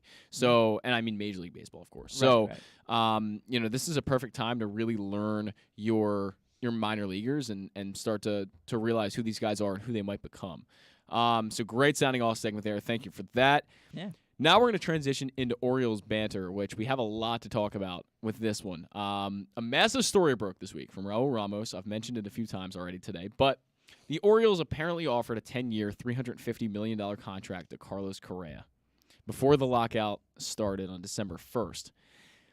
I'm going to go off a little bit here. Raul Ramos may be a legit reporter. I don't really know. He was on Glenn Clark Radio this week. He is a Baseball Writers of Association America member. I don't think I said that right. Another tongue twister. Baseball Writers Association of America. Yeah, I think that's it, right? Is it? Maybe. America's Association, something like that. Anyway, but he is an accredited member of that. So yes. He's a legitimate reporter of the Mets and the Yankees. My question of all of this is, and the first thing I thought of, and John Shepard, who used to run a few Orioles websites and writes a lot about them and has a very good opinion, I think, about a lot of the stuff, he said what I was exactly thinking. Why now? Why is this reported on, I believe it was Monday or Tuesday, instead of in the middle of December when nobody had anything to talk about, right? Like, we went without baseball news for virtually 2 months before they started meeting in early February or late January. We had nothing to talk about. Why now is it coming out, and by a guy that really doesn't cover the Orioles, why now is it coming out that Carlos Correa had a $350 million offer from the Orioles? That would have been a huge, massive story for Jeff Passan to talk about in December. And Jeff Passan, believe me, a guy like that is as plugged in as anyone is. Now, Raul Ramos is a guy that I think he covers some of like the Latino areas down there in Dominican Republic and a lot of those areas, and he's maybe a little more plugged in with those agents that are working down there and with a lot of those guys. And that's definitely a fair argument as to this being true. I think that's fair because he does know probably a lot of those guys and because that's what he writes about. But Jeff Passan is as plugged in as anybody in the world. Ken Rosenthal, John Heyman, all of these big, massive national reporters probably would have heard about this, or in the past week confirmed it if this was to be true. Now, Dan Connolly, who we've had on the show many times from The Athletic, he's the Orioles beat writer, basically kind of, I don't want to say like dispelled the rumor, wouldn't hold your breath. That's paraphrasing it. He's heard from no one that this is a possibility to be true. I personally do not believe it. I do not see the Orioles giving out this kind of money, and that's basically what Dan Connolly said. Ryan, where do you stand on this? I want to believe it so badly. I do too. But yeah, I mean, look, you can argue that Raul Ramos. Well, that is a tongue twister. It is. It's my first time saying Raul. it on the show. Raul Ramos. Yeah. Rio Ruiz. Ruiz. I don't doubt that he has his connections down there in Puerto Rico, where I believe Correa still sure is. He does. I don't know if he's back stateside for now, but I know he was down there during the off season.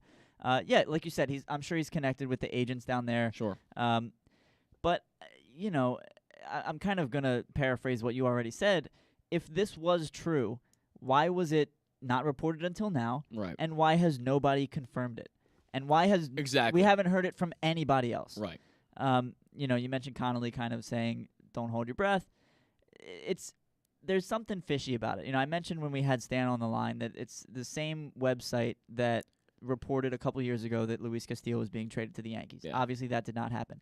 I don't know if there have been any other reports that have ended up being true or false coming from them.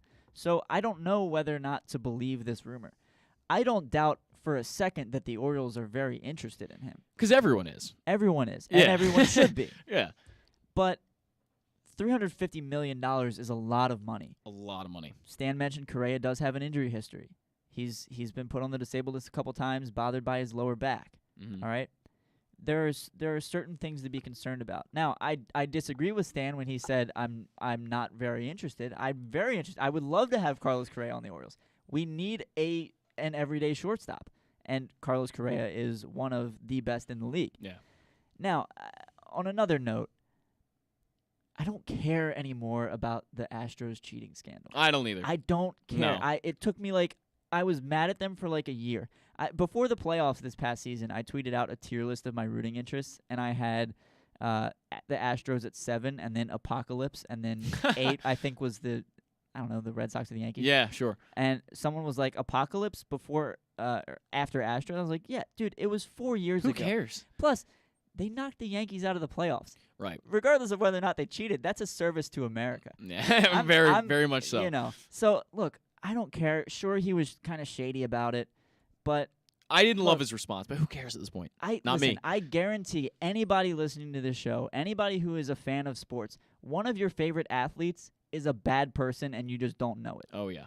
Oh, yeah. Look, I get it. I get if it's out there, you don't want to support a guy, but cheating's been part of baseball for years. Right. The Astros just took it a little too far and got caught. Right. He was shady about it. He lied a little bit. It was 4 years ago. I don't care. He's one of the best shortstops in baseball. Right. And if the Orioles are willing to throw that kind of money at him to put him at shortstop for the Orioles for the next decade, great. Yeah. I think it's important to keep in mind the context here of a few things. First of all, the context of what the Orioles have done in the past few years. They gave out no more than $5 million in major league contracts last year.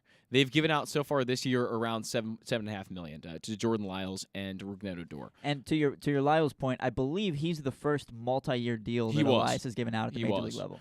Right. So someone tell me why they're going to jump from $7 million deal as their highest to $350 million. That's astronomical difference. Now you could say, oh, well, the Orioles finally found a free agent that they felt was worth investing in. And sure, we love Carlos Correa, right? Everyone loves Carlos Correa. He's one of the best players. Well, not everyone, clearly. But he's one of the best players in baseball. He's a 7-WAR player this year. He's a guy that does everything well. He's a true 5-tool player. And he's a guy that everyone should have interest in. The Yankees have interest in him. The Dodgers have interest in him. The Dodgers don't even need a shortstop. Guess what? I bet you they're going to make an offer or at least try. Yeah. Everyone wants Carlos Correa because he is one of the top players in baseball. It's like Mike Trout. Same thing. Everyone wants Mike Trout. There's a big difference, though, between interest and actually making an offer as well. Yeah. And I'm sure the Orioles, Mike Elias drafted him. Of course he's going to have interest. He knows Carlos Correa probably very well. They probably talk all the time. It would be my guess before this lockout, of course. I can't see in any circumstance that the Orioles would have made an offer at $350 million at this point. I think if the Orioles were to make a $350 million offer, it would be when they're truly ready to compete, which it just isn't yet. They haven't shown by any means that they're ready to compete because the talent simply isn't there at this point. And maybe when that talent gets there in 2 or 3 years, yeah, I could see the Angelos brothers giving out $350 million. It's possible. I mean, you're going to have to pay to win. I think there's a lot of truth behind that when you look at how previous teams have won. I mean, playing Moneyball hasn't been exactly effective in the past few years. I mean, the Rays tried to play Moneyball and they lost the World Series for it. Well, they made the World Series. They made the World Series at least. I get your point. They still didn't win, though. Yeah. And you really don't. You see a lot of teams who really take this Moneyball approach winning World Series. It just doesn't happen. I mean, that's why the Red Sox win so often, and the Dodgers are in it 3 of 4 years for a stretch there. I mean, if you pay a lot of money and you have a high payroll, you're going to win games. That's simply how it is. Yeah. So I can see the Orioles making this investment at some point down the line. I just find it highly unlikely they made an offer right now of $350 million. I just do not see it. I'm sorry. That's a massive amount of money. But to play devil's advocate, just in terms of this situation itself, Carlos Correa was drafted by the Astros when they were in the basement of baseball. They were in a very similar position that the Orioles were in. Correct. Maybe not right now, but a year or two ago. Yeah. That's when Correa was drafted. And Elias went under slot to take him at number 1 overall because he loved the guy. Yeah. And Correa has won a World Series with Houston. He has been part of that rebuild, and he has made it all the way to the top. If he and Elias still keep in touch like you think they do, which they very well might, then what's to stop Elias from saying, hey, man, we want you to be a part of that again over here. We want you to help lead the Orioles to the top the same way you did with the Astros. And it might be rough for the first couple years, but we want you to be the centerpiece of that. And so, in that sense, it's believable that the Orioles would reach out to a guy like Correa and try to get him to come to the Orioles. Yeah. Now, I completely agree, however, that it doesn't make sense right now for the Orioles to dish out a $350 million contract. Yeah. It's something that I could see a year or two down the road once we're maybe on the brink of being a 500 ball club and we need someone to get us over the hump. It doesn't make a ton of sense now. I'm not sure how believable it is. But if it is true, and I hope it is true, sure, I hope so too. then I will be elated, and I will happily wear his jersey. I will buy his jersey. I will wear it to the yard. Yeah. I will still give John Angelos and Major League Baseball my money because no matter how much they try to make me quit baseball. Let's do it. Let's have some fun. Bring in Carlos Correa. Look, if it is true, and Raul Ramos, I mean, I just want to say on his point, I'm not trying to discredit his work or anything. Not at all. Not at all. I mean, there are rumors that come out all the time. I mean, people hear things. That's the way this business is. He could absolutely have heard this. Now, maybe the person told him wasn't telling the truth. You don't know. I mean, there's a lot of things that people hear stuff all the time. Rumors are very prevalent in the sport because it's a time where, especially right now, because nothing else is happening. And I'm sure that a rumor like this is bound to come out once in a while. It happens. This stuff happens. But I just can't see it, and I would love it. I mean, obviously, as someone who likes the Orioles, it's of course going to be an incredibly exciting thing to see a guy like Carlos Correa. That's probably one of the top 5 best players you've ever acquired in franchise history. That's coming to the Orioles, outside of guys like Cal Ripken and Frank Robinson, but. It would be game-changing. This would take this team to a whole new level. Now, my other thing about this, and the only thing I haven't mentioned yet on my stance here, is that if you look at what the Astros did up until Elias left in like 2018 or so, and obviously Elias wasn't running the show, it was Jeff Luhnow, but if you look at what they did, the longest free agent contract they ever gave out was 4 years, $50 million to Josh Reddick. Yeah. And that's an approach where you're still spending money, but you're not giving out these massive mega deals that 6 years down the road, the guy you signed to a 10-year contract is going to become a bad player and an unuseful guy. This is generally, when you give out a 10-year contract, they're not very good. They generally start to tail off in the end of that, and guys become basically irrelevant by the end of those contracts. I mean, Manny Machado, I hate to break it to you guys, but by the time he's in his mid-30s, the guy probably won't be what he is now. It's simple as that. He may not even be playing third base by then. Who knows? And these massive mega deals are just generally not that effective. So for the Orioles, if they are following the Astros model and what they did with Josh Reddick and giving him 4 years, $50 million as that longest contract, and I think there's reason to believe they may be following that model in some respects, then why are we believing that they're giving out a 10-year offer? 10 years is a long time. Correa, he's what, 27, 26? I think this is his age 27 season. Right. He's 27. He was drafted at 8. I believe he was 18 or 19. I would say 18, yeah. So my point on this is that in 10 years, Carlos Correa is going to be 37 years old.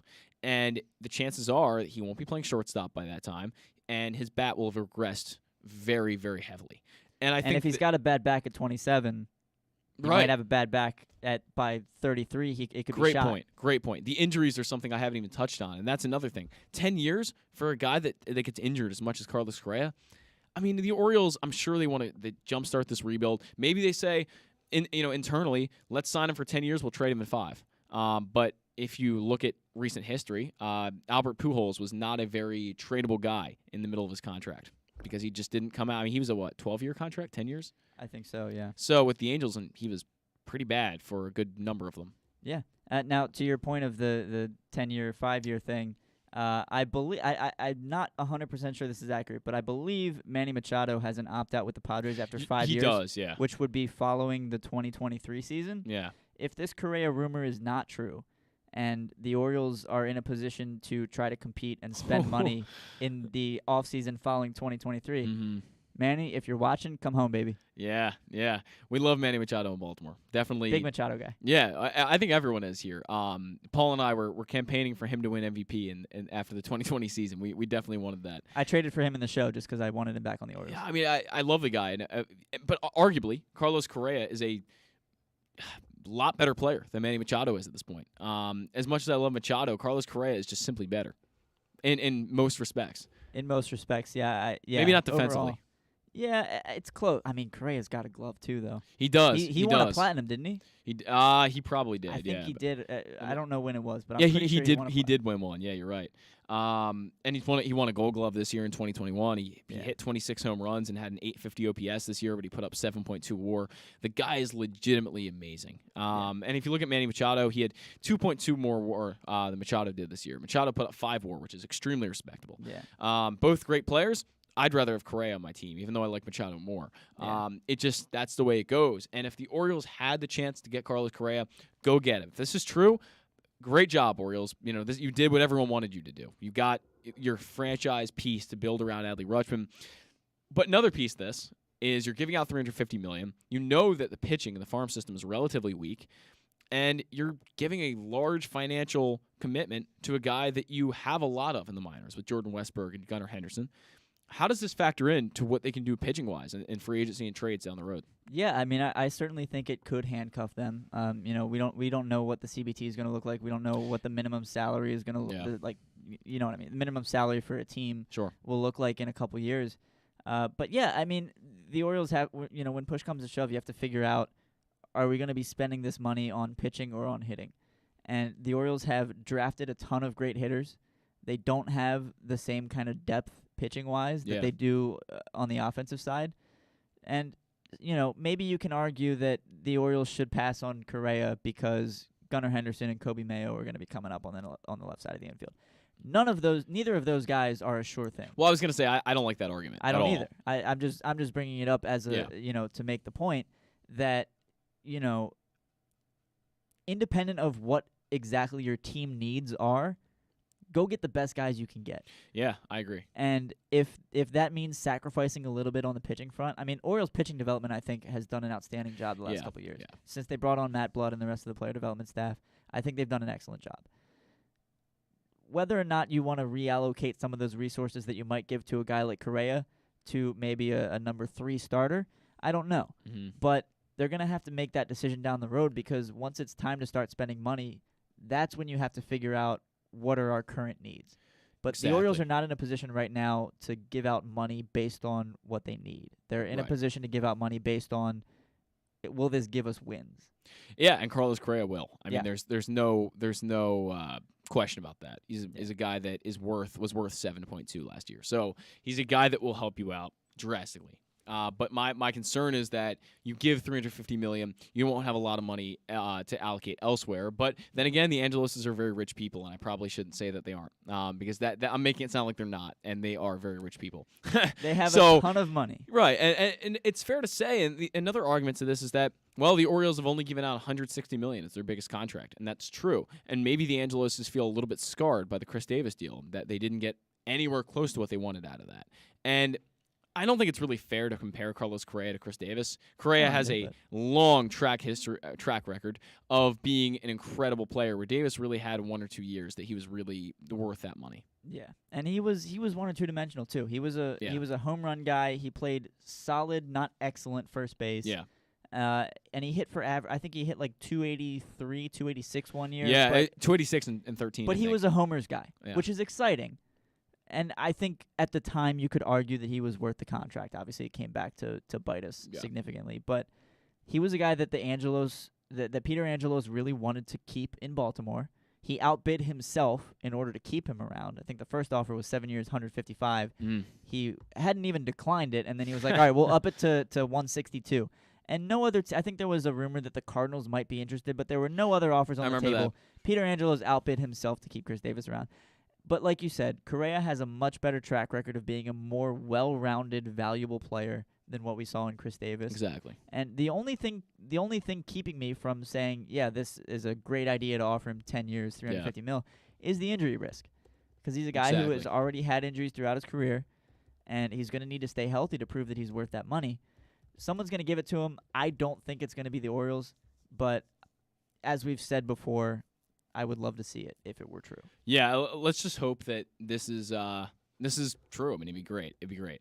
Moving on from Correa, though, we already talked about it a little bit before, but Donovan Solano, a guy that relatively versatile, hits for contact, gets on base a little bit. Not a really exciting name, but could add a little bit. The rumors are true on this one. We have pretty much a verified source coming out with this. This was MLB Trade Rumors who released this, and they are a reputable source who reports a lot of this stuff.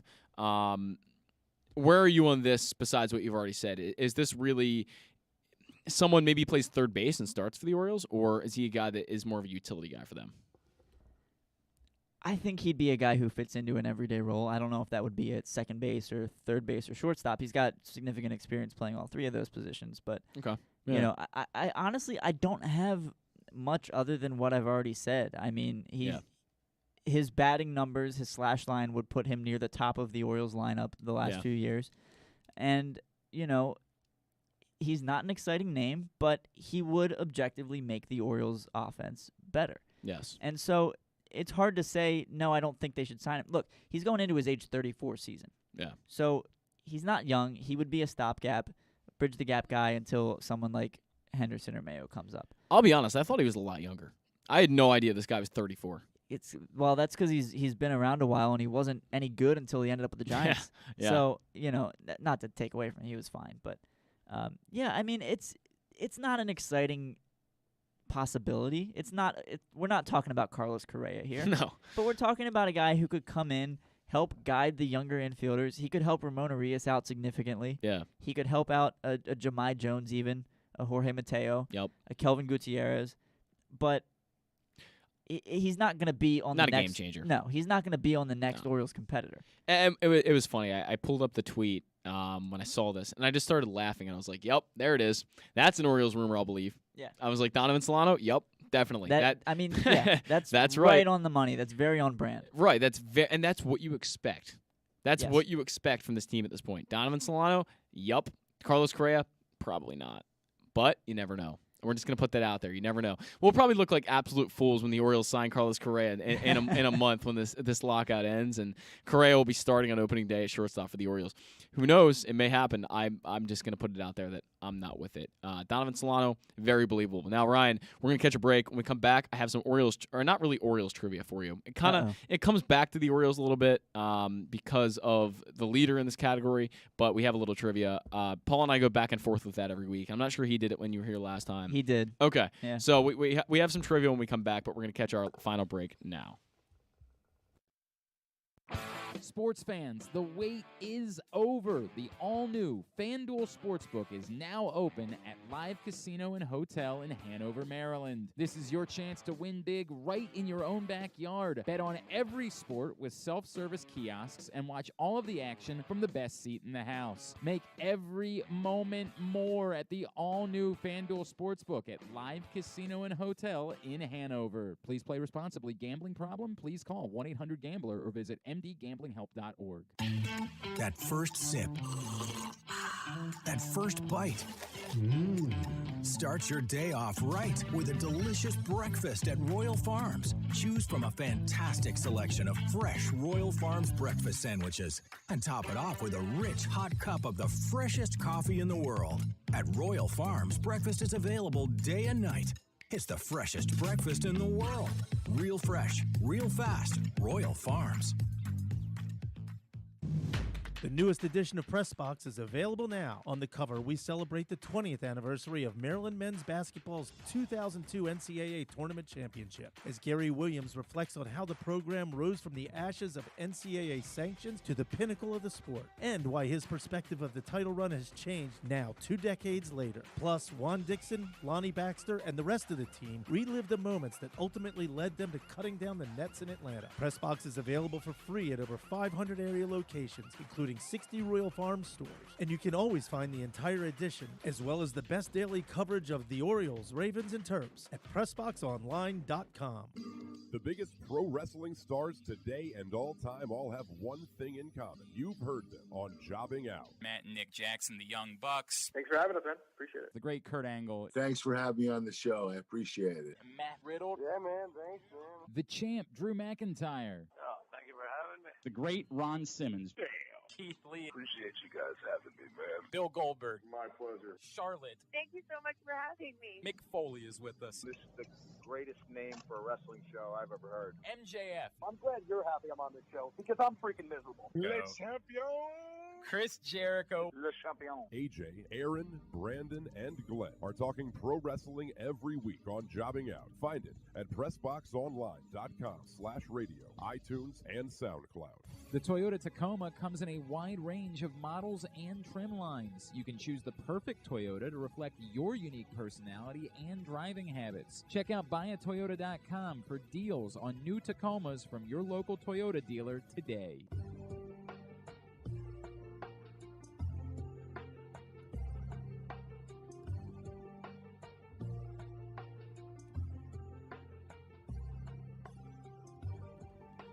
the former Glenn Clark radio music. We love it. Ryan's vibing to it over there. It's great music. It really is great music. Really is great. We talk about it every show, but it has to be talked about. It has to be said. It's great music. I'll leave it on here a little bit more. But we do have a trivia question that will finish out our show here. And I believe I asked this to Glenn Clark at one point when I was on his show, but we haven't done this on this show. So I'm a little bit interested to see if you know this. I'm nervous. You shouldn't be nervous. Paul and I have asked some very, very, very difficult ones that we've been stumped on before. So I did okay when Paul asked me a month ago. I think it was like the 7 Orioles who've hit 40 homers. I did pretty well with that. Yeah. All right. Well, my question for you here today is: Cal Ripken is the leader in all-time consecutive games played at 2632. Can you name any of the 5 guys behind him? Lou Gehrig. Lou Gehrig. There we go. Yeah, that's the easy one. That's a given one at 2130. This one I'm pretty sure of. Miguel Tejada. You're right. He is number 5 on the list of all time. 1,152 games played from 2000 to 2007. It's kind of crazy that Miguel Tejada did that so recently. Yeah, I don't know why I remember that. All right, so there's 3 others, and they're between Gehrig and Tejada. So I'm actually going to give you one because I don't know if you know who this guy is, but Everett Scott. Do you know Everett Scott? I've never all right, heard then of Everett Scott. But the other 2, you definitely know who they are. Oh gosh. All right. Like, am I allowed to ask for hints? Sure. Yeah. All right. Are either of them? Did either of them play for the Orioles at any point in their career? I don't believe. No. Okay. No. So obviously we're talking about hitters here. Are we correct? Yeah. I feel like there was a big deal made of Tejada. So my next question is: these other 2 are older players. They both played from around the 60s to 80s area. Okay. But Shoot, they're both famous players. So you definitely know who they are. I don't believe either are Hall of Famers, but they are excellent, like Hall of very good players, guys. Oh man. Can I phone my dad? you need to ask for a hit. Dude, I was gonna say this is tough one. It's tough. I was gonna say like George Brett, but that's a good guess. George Brett is not on here. At least in the top 30, he's not here. See that their names I'm definitely gonna know. I'm not familiar with the longevity. Fair enough. Of these players. Fair enough. I can give you some teams if that helps. Okay. Yeah. I'll take that. So all right, I'll give you one team so far. The Dodgers.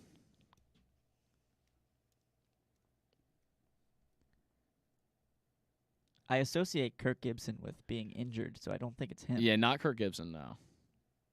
Shoot, man. I made it a little too tough, I think. Oh. All right. Infield or outfield? They're both outfielders. They're both outfielders. Dodgers. Yeah. Actually, sorry, wait. I'm wrong. One of them was a first baseman, actually. I thought he was an outfielder, but apparently he's a first baseman. Don Mattingly? No. I know he's not the Dodger, but shoot, man. I'm trying to picture. I have so many baseball cards from this era. For sure. I'm trying to picture. And again, faces. you definitely know who these guys are for sure. Yeah. I'm not saying this is some Everett Scott out here who played 1915. I would have been completely lost. On Everett Scott from 1916 to 1925 with his 1,307 games played. Dodgers, man. Keith Hernandez was a catcher. Yeah, I could have sworn this guy was an outfielder. Maybe I'm Keith just. Hernandez didn't play on the Dodgers. He was a Met. I think he played on the Dodgers at one point. Okay. Yeah, later in his career, maybe at the end. Okay. Shoot, man. All right, give me. I'll give you another team. Okay. Padres. This is all for that one player. Dodgers and Padres. Yes. He played on them both. Yeah. Gosh, man, you're narrowing this down, and I'm not even close. It's either gonna pop into my head out of nowhere or it's not. All right, Padres and Dodgers. Yeah.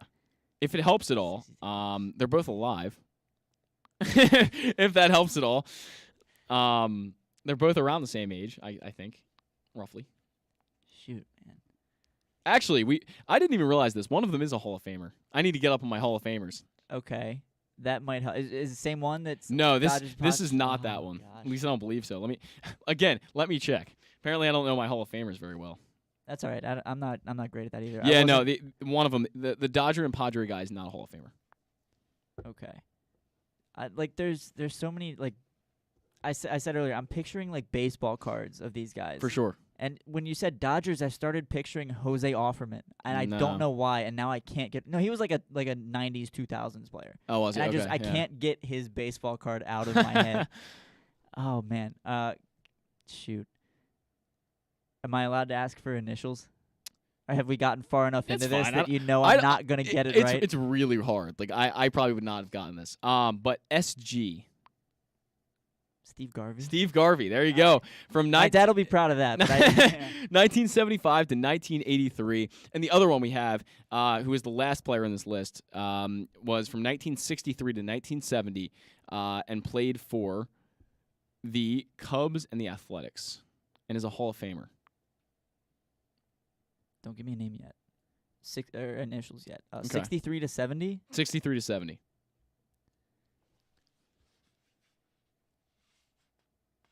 Definitely a guy that I'll say this too. He's a very common first name and last name. Like it's very common. Lots of guys have been named somewhat close to this. It's very common. Oh man. Cubs and A's, you said? Cubs and A's. Oakland A's? Yeah. And played 1,117 consecutive games. And he's a Hall of Famer. He was a Hall of Famer, yeah. He was inducted in, if this helps at all, he was inducted in 1987, which I really never knew. I was at the Hall of Fame this summer, too, and I don't remember seeing this guy at all mentioned in here. He's not to the level of, like, Babe Ruth or something where just everyone knows who he is, but you definitely do. Oh my gosh, I'm gonna be mad when I don't know. All right, I don't want his full initials. Okay. What's the first initial of his last name? W. Shoot. I made this way too hard. If Paul hears this, he's gonna yell at me for making this too hard. Williams, Walker. You just said it. Williams? Yeah. Matt? No. Not Matt. Not a Matt. Dude, oh my gosh. It's a common name though. It's a common name. Yeah. Shoot, man. Cubs and A's. I'm sorry to the viewers that I'm taking so long for this. We're just dropping viewers at the I definitely know, like, you said it's a name I'm going to know. I'm definitely going to know the name. I knew the name Steve Garvey. As soon as you said SG, I was like, Steve Garvey. You definitely know who he is. Oh, gosh. Why can't I think of a Hall of Famer whose last name is Williams, who played in the 60s? I always get him mixed up with a Yankee player. I'll just say that, if that helps at all. He was in, like, the 90s. Are you thinking of Bernie Williams, the Yankees that you get mixed up with? Yeah. He makes you think of Bernie Williams. Because they have similar first names, in a way. Billy? Billy Williams. Billy Williams. Billy Williams. 1,117 games. I made that way too hard. Dude, that was that was difficult. But look, if my dad was sitting here, he would have been 5 for 5. Yeah. No, he wouldn't. He would not have gotten Miguel Tejada. He would have gotten the other one. Would he have gotten Everett Scott? I'm not sure. You never know. I'm not sure. Everett Scott, by the way, I'll give him his due credit. He played for the 12 seasons. Wow. Red Sox, Yankees, Senators, White Sox, and Reds. So well-traveled guy. Played a lot of consecutive games. If he was a regular for the Yankees, my dad would probably know him. From 22 to 25. So 1922? Oh, yeah. Okay, no. Like my dad would not have gotten Everett Scott. Like the Babe Ruth era. So, yeah, okay. He's a while back. I still have my head on 60s. Yeah, exactly. No, Scott wasn't there. Some of the other guys on this list, by the way, Joe Sewell, Stan Musial, Eddie Yost, and Gus Sir were the others in that top 10. Nellie Fox, Pete Rose, some other guys. And like you said, I think that Whit Merrifield's getting up there at some He's creeping toward 1,000. I think he still has another full season to go. Is he really? Wow, that's amazing. He's at least. I thought he was like 800 something. Yeah. That's amazing. That really is. In this day and age and the way that analytics is forming lineups and everything, it's definitely crazy. Now, we just want to remind you that the show is brought to you by today, myhelpgambling.org. Know the risks and have a plan before you start gambling. For free and confidential services, call 1-800-GAMBLER or go to helpmygamblingproblem.org. Show's also sponsored by Toyota. Make the most out of every day in a Toyota RAV4. Available in hybrid or gas-only models, a RAV4 can get you where you want to go in style. Check out buyatoyota.com for deals on new RAV4s from your local Toyota dealer today. Thank you, Ryan. Great show today. Thank you so much for stepping in, and it's always a great show when you come on. So appreciative of your help, of course. And Paul Valley will be back next week, and hopefully we have a lockout is gone and we have a new deal to talk about. That would be fantastic, but that's unlikely. And maybe Carlos Correa will sign with the Orioles on Friday afternoon, so we have something to talk about on Saturday. Yeah, you never know. Hope so. But yeah, I'm always humbled that you guys think of me to come on when one of you needs some relief. Best. So I appreciate it very much. I'm always happy to do it, and this is making me want to get back into the podcasting game because I kind of just stopped doing it in the middle of the season. No particular reason. There are so many other. It's hard to keep up with. There are so many other, and I was doing it by myself too. Yeah, like I would do the whole thing and I would email it to Derek and he'd post it. Yeah. But there are so many, Bob Phelan and those guys, Nick Stevens on The Verge. Yeah. They do a fantastic job. Connor Newcomb with Locked on Orioles. Oh. Great. I mean, there are so many people who are so much better at podcasting than me that I was kind of just like, all right, I'm going to let them do it for a little bit. Let's see who we got on the phone here. If you want to keep talking. Let's find out. No, I mean, yeah, it's a lot of. What's up, Paul? I just dropped the phone. We got Paul on the line, and Zach dropped the phone, a little flustered. I think he's gonna bring Paul on. Hey, Paul, was that trivia too hard? I didn't hear what the trivia question was. It was really bad. It was. I had him name the 5 guys behind Cal Ripken for consecutive games played streak. It was really tough. We had The 5 guys currently? No, like all time. All the time. I know Miguel Tejada got up over 1,000. He did. You're right. Tejada was like 3rd or 4th on that list, and Steve Garvey was on the list, and then we had Billy Williams as well. So some decent. Lou Gehrig, obviously. Of course, Lou Gehrig. What was the other one? Everett Scott. Yeah, Everett Scott. 1920s guy.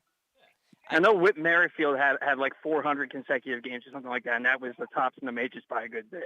Yeah, that was a couple of years ago, though. He's still going. He's up to about 800. But is he really? He is. Yeah, it's crazy. I got Tejada, I got Gehrig, obviously, but I needed some help with Billy Williams and Steve Garvey, and then. Yeah, that's a tough trivia question. Zach's pretty good at giving some zingers in there, man. I love the tough ones. I'm gonna blame, by the way, dropping the phone on the sprained thumb I got over here. I'm just gonna blame it on that. How'd you sprain your thumb? Were you bowling again? Well, Ryan's about to go bowling. Funny enough, going to a bowling alley almost straight from here. Yeah. No, I was playing basketball on Tuesday night, and it didn't go well. So. Nothing good comes from playing basketball. All of my serious injuries have always been from playing basketball. How'd you play today at the baseball game, Paul? So we got it handed to us in that game. We actually finished pretty early. That's why I was able to call in. Okay. Sorry if it's a little windy. I'm in Florida, and it's windy in Florida. We lost 8-0. We faced a tough pitcher. I made some good defensive plays. I went over 2. Okay. I still haven't swung and missed yet in the tournament, so that's good. Nice. But we got Tony Gwynn over here. What's that? I said you're like Tony Gwynn. I don't know, man. I don't have any hits either, man. I've squared a few up, but just hit them right at people or just got under them. It's been a tough tournament. We're 2-2. We started 2-0, and then we faced the guy who pitched in the Dominican Pro League last year in Game 3. And then we faced and they were back-to-back lefties who pitched complete games against us. We faced another tough lefty in the first game today, and threw probably low to mid 80s, but had a lot of good secondary pitches. Just he took us to the cleaners today. Yeah, well, I heard you pitch well yesterday. 6 innings, 2 earned. So hey, I got player of the game yesterday. Something to be proud of. I can't complain about that. There you go. So what was all the Carlos Correa talk about? I mean, I think Ryan and I are on the same page that we don't really believe it. It's too good to be true in a sense, and that we believe that it would have been reported or at least confirmed by someone bigger by now. We're looking at getting up there with a week that this has been out there, and not one guy from the national media has said that this is a true thing. So I think we're both a little skeptical. But again, I mean, if it's true, we'd of course love it. We'd be elated by it. But it's just not something we have reason to believe at this point. Well, yeah. And here's the other thing, though. You have to look at it. Nobody's denied it either. There's a lot going on right now with these CBA negotiations. That's what everybody's focused on. Now, look, Raul Ramos is a Dominican reporter. Yep. And that's where Carlos Correa is from. So it's one of those things where it's probably not going to happen, but I wouldn't discount it because the signing would make sense for the Orioles because it shows a commitment to a good player and a commitment to this is what we're actually doing. This is the plan that we put out, and this is what we said we're going to do. I don't know that the money would be the same for another player of his caliber because I think it also helps with your international signings. I think it helps with the Hispanic community overall. And there's a tie to Mike Elias because Mike Elias was in that front office that drafted Carlos Correa when he was an underslot signing. So the signing would make sense, but you also have to remember that this is the Orioles that we're talking about. So I can't imagine that we're right to be skeptical is my point. Yeah. Also, you have to look at Carlos Correa. Yeah, he's a very good player. He's one of the top shortstops in the game. But is he really worth $35 million a year? And if you look at the numbers, A, he hasn't proven that he can stay healthy very often for a full season. And B, the numbers they're good. They're $25 million a year. They're not $35 million a year. If the Orioles sign him, I wouldn't be disappointed. We just got to get the CBA signed, agreed to, and then we'll see what happens after that. It's going to be a free-for-all once they get that thing agreed to. Right. I mean, I to be honest, I would give Carlos Correa $35 million a year. I would. He's a 7.2 WAR player this year. But my biggest concern, and one of the things I said to Ryan, is that say this were true and the Orioles actually gave Carlos Correa 10 years, I would be concerned of where he would be in 10 years with all the injuries he's had and the ways guys regress after these 10-year contracts. I mean, they start to regress around year 6, most of them, some of you even around year 4. And they're just not the same player by the end of it. I mean, Carlos Correa, there's a good chance he's not playing shortstop by the time he's 37 years old. Right. Well, and that's the other thing. What you have to realize about 10-year contracts is 10-year contracts are a sign of good faith to the player. Yeah, but you're really only paying for the first 5 to 6 years. You're paying for the length of the contract, but you're only paying for the production for the first 5 to 6 years, kind of knowing that the last 40% of that contract is probably not going to be what you're paying for. Right. But and the Orioles, these are the moves this is how you stay competitive in Major League Baseball. These are the moves that you got to make. I agree. And Ryan and I talked about how this division is so difficult with the other 4 teams being so incredibly loaded right now and the way they've been winning over the past few years. The Orioles are going to have to make moves like this to stay competitive. And it's you look at the Dodgers and what they've done and how they were in a World Series 3 or 4 years is because they spend a lot of money and they do things effectively like that. And you can have a great farm system, and the Dodgers do, but they supplement it with that kind of talent and they spend that money from the free agent and trade market. And the Orioles are going to have to do the same thing if they want to stay competitive. Teams like the Yankees, teams like the Red Sox, it's going to be tough. So Carlos Correa would be a great move.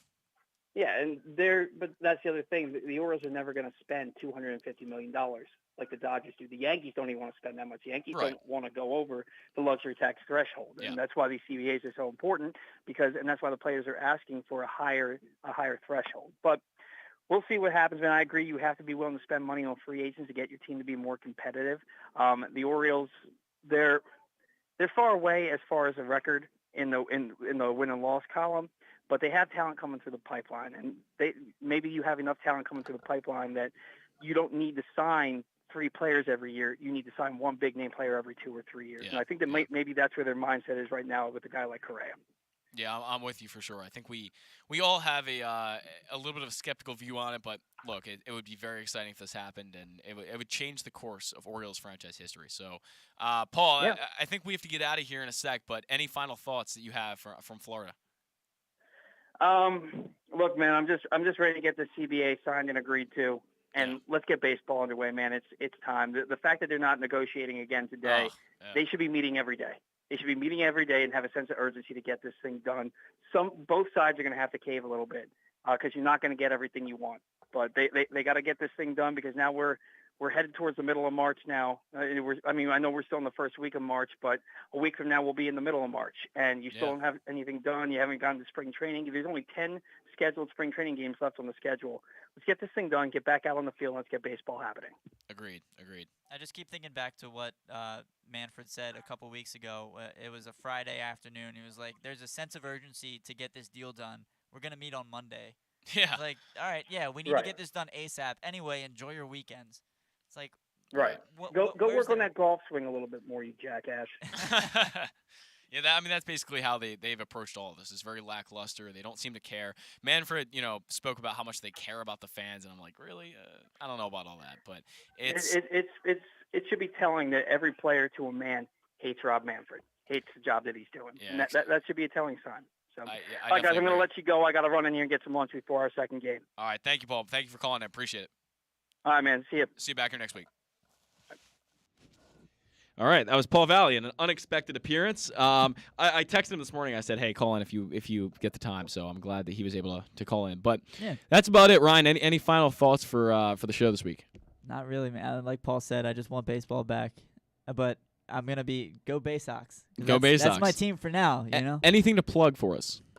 I wish. Okay. No, your Twitter at least? I'd like to get back to the podcast. It was Give That Fan a Podcast. You can listen to old episodes on Spotify if you'd like. I had a good episode with Matt Blood last year. We talked about Joey Ortiz and Kyle Bradish as a couple guys who stood out to him, and they took big leaps forward last year. Yep. So if you're so inclined, I interviewed Keith Law after he ranked the Orioles farm system 18th.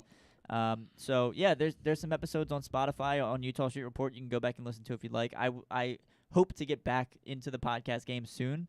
I'm in the process of actually moving back to Maryland, so it should be a little easier for me once I have a dedicated space for that. But yeah, you can follow me at Rye Guy Blake, at Orioles Fan Probs with a Z. With a Z. With a Z, because I was love it. It was actually I just had my 10-year Twitterversary of that account. Really? Okay. So it's and I'm approaching 14,000 followers. So if I could get there by the time the CBA is signed, that'd be awesome. Always some good comedy. Thank you. Yeah, I mean, vote for me in the Masson Orioles Twitter bracket if you're so inclined. All right, sounds good. Paul Valley will be back next week. But again, Ryan, thanks for coming in this week. Great show, a lot of good stuff to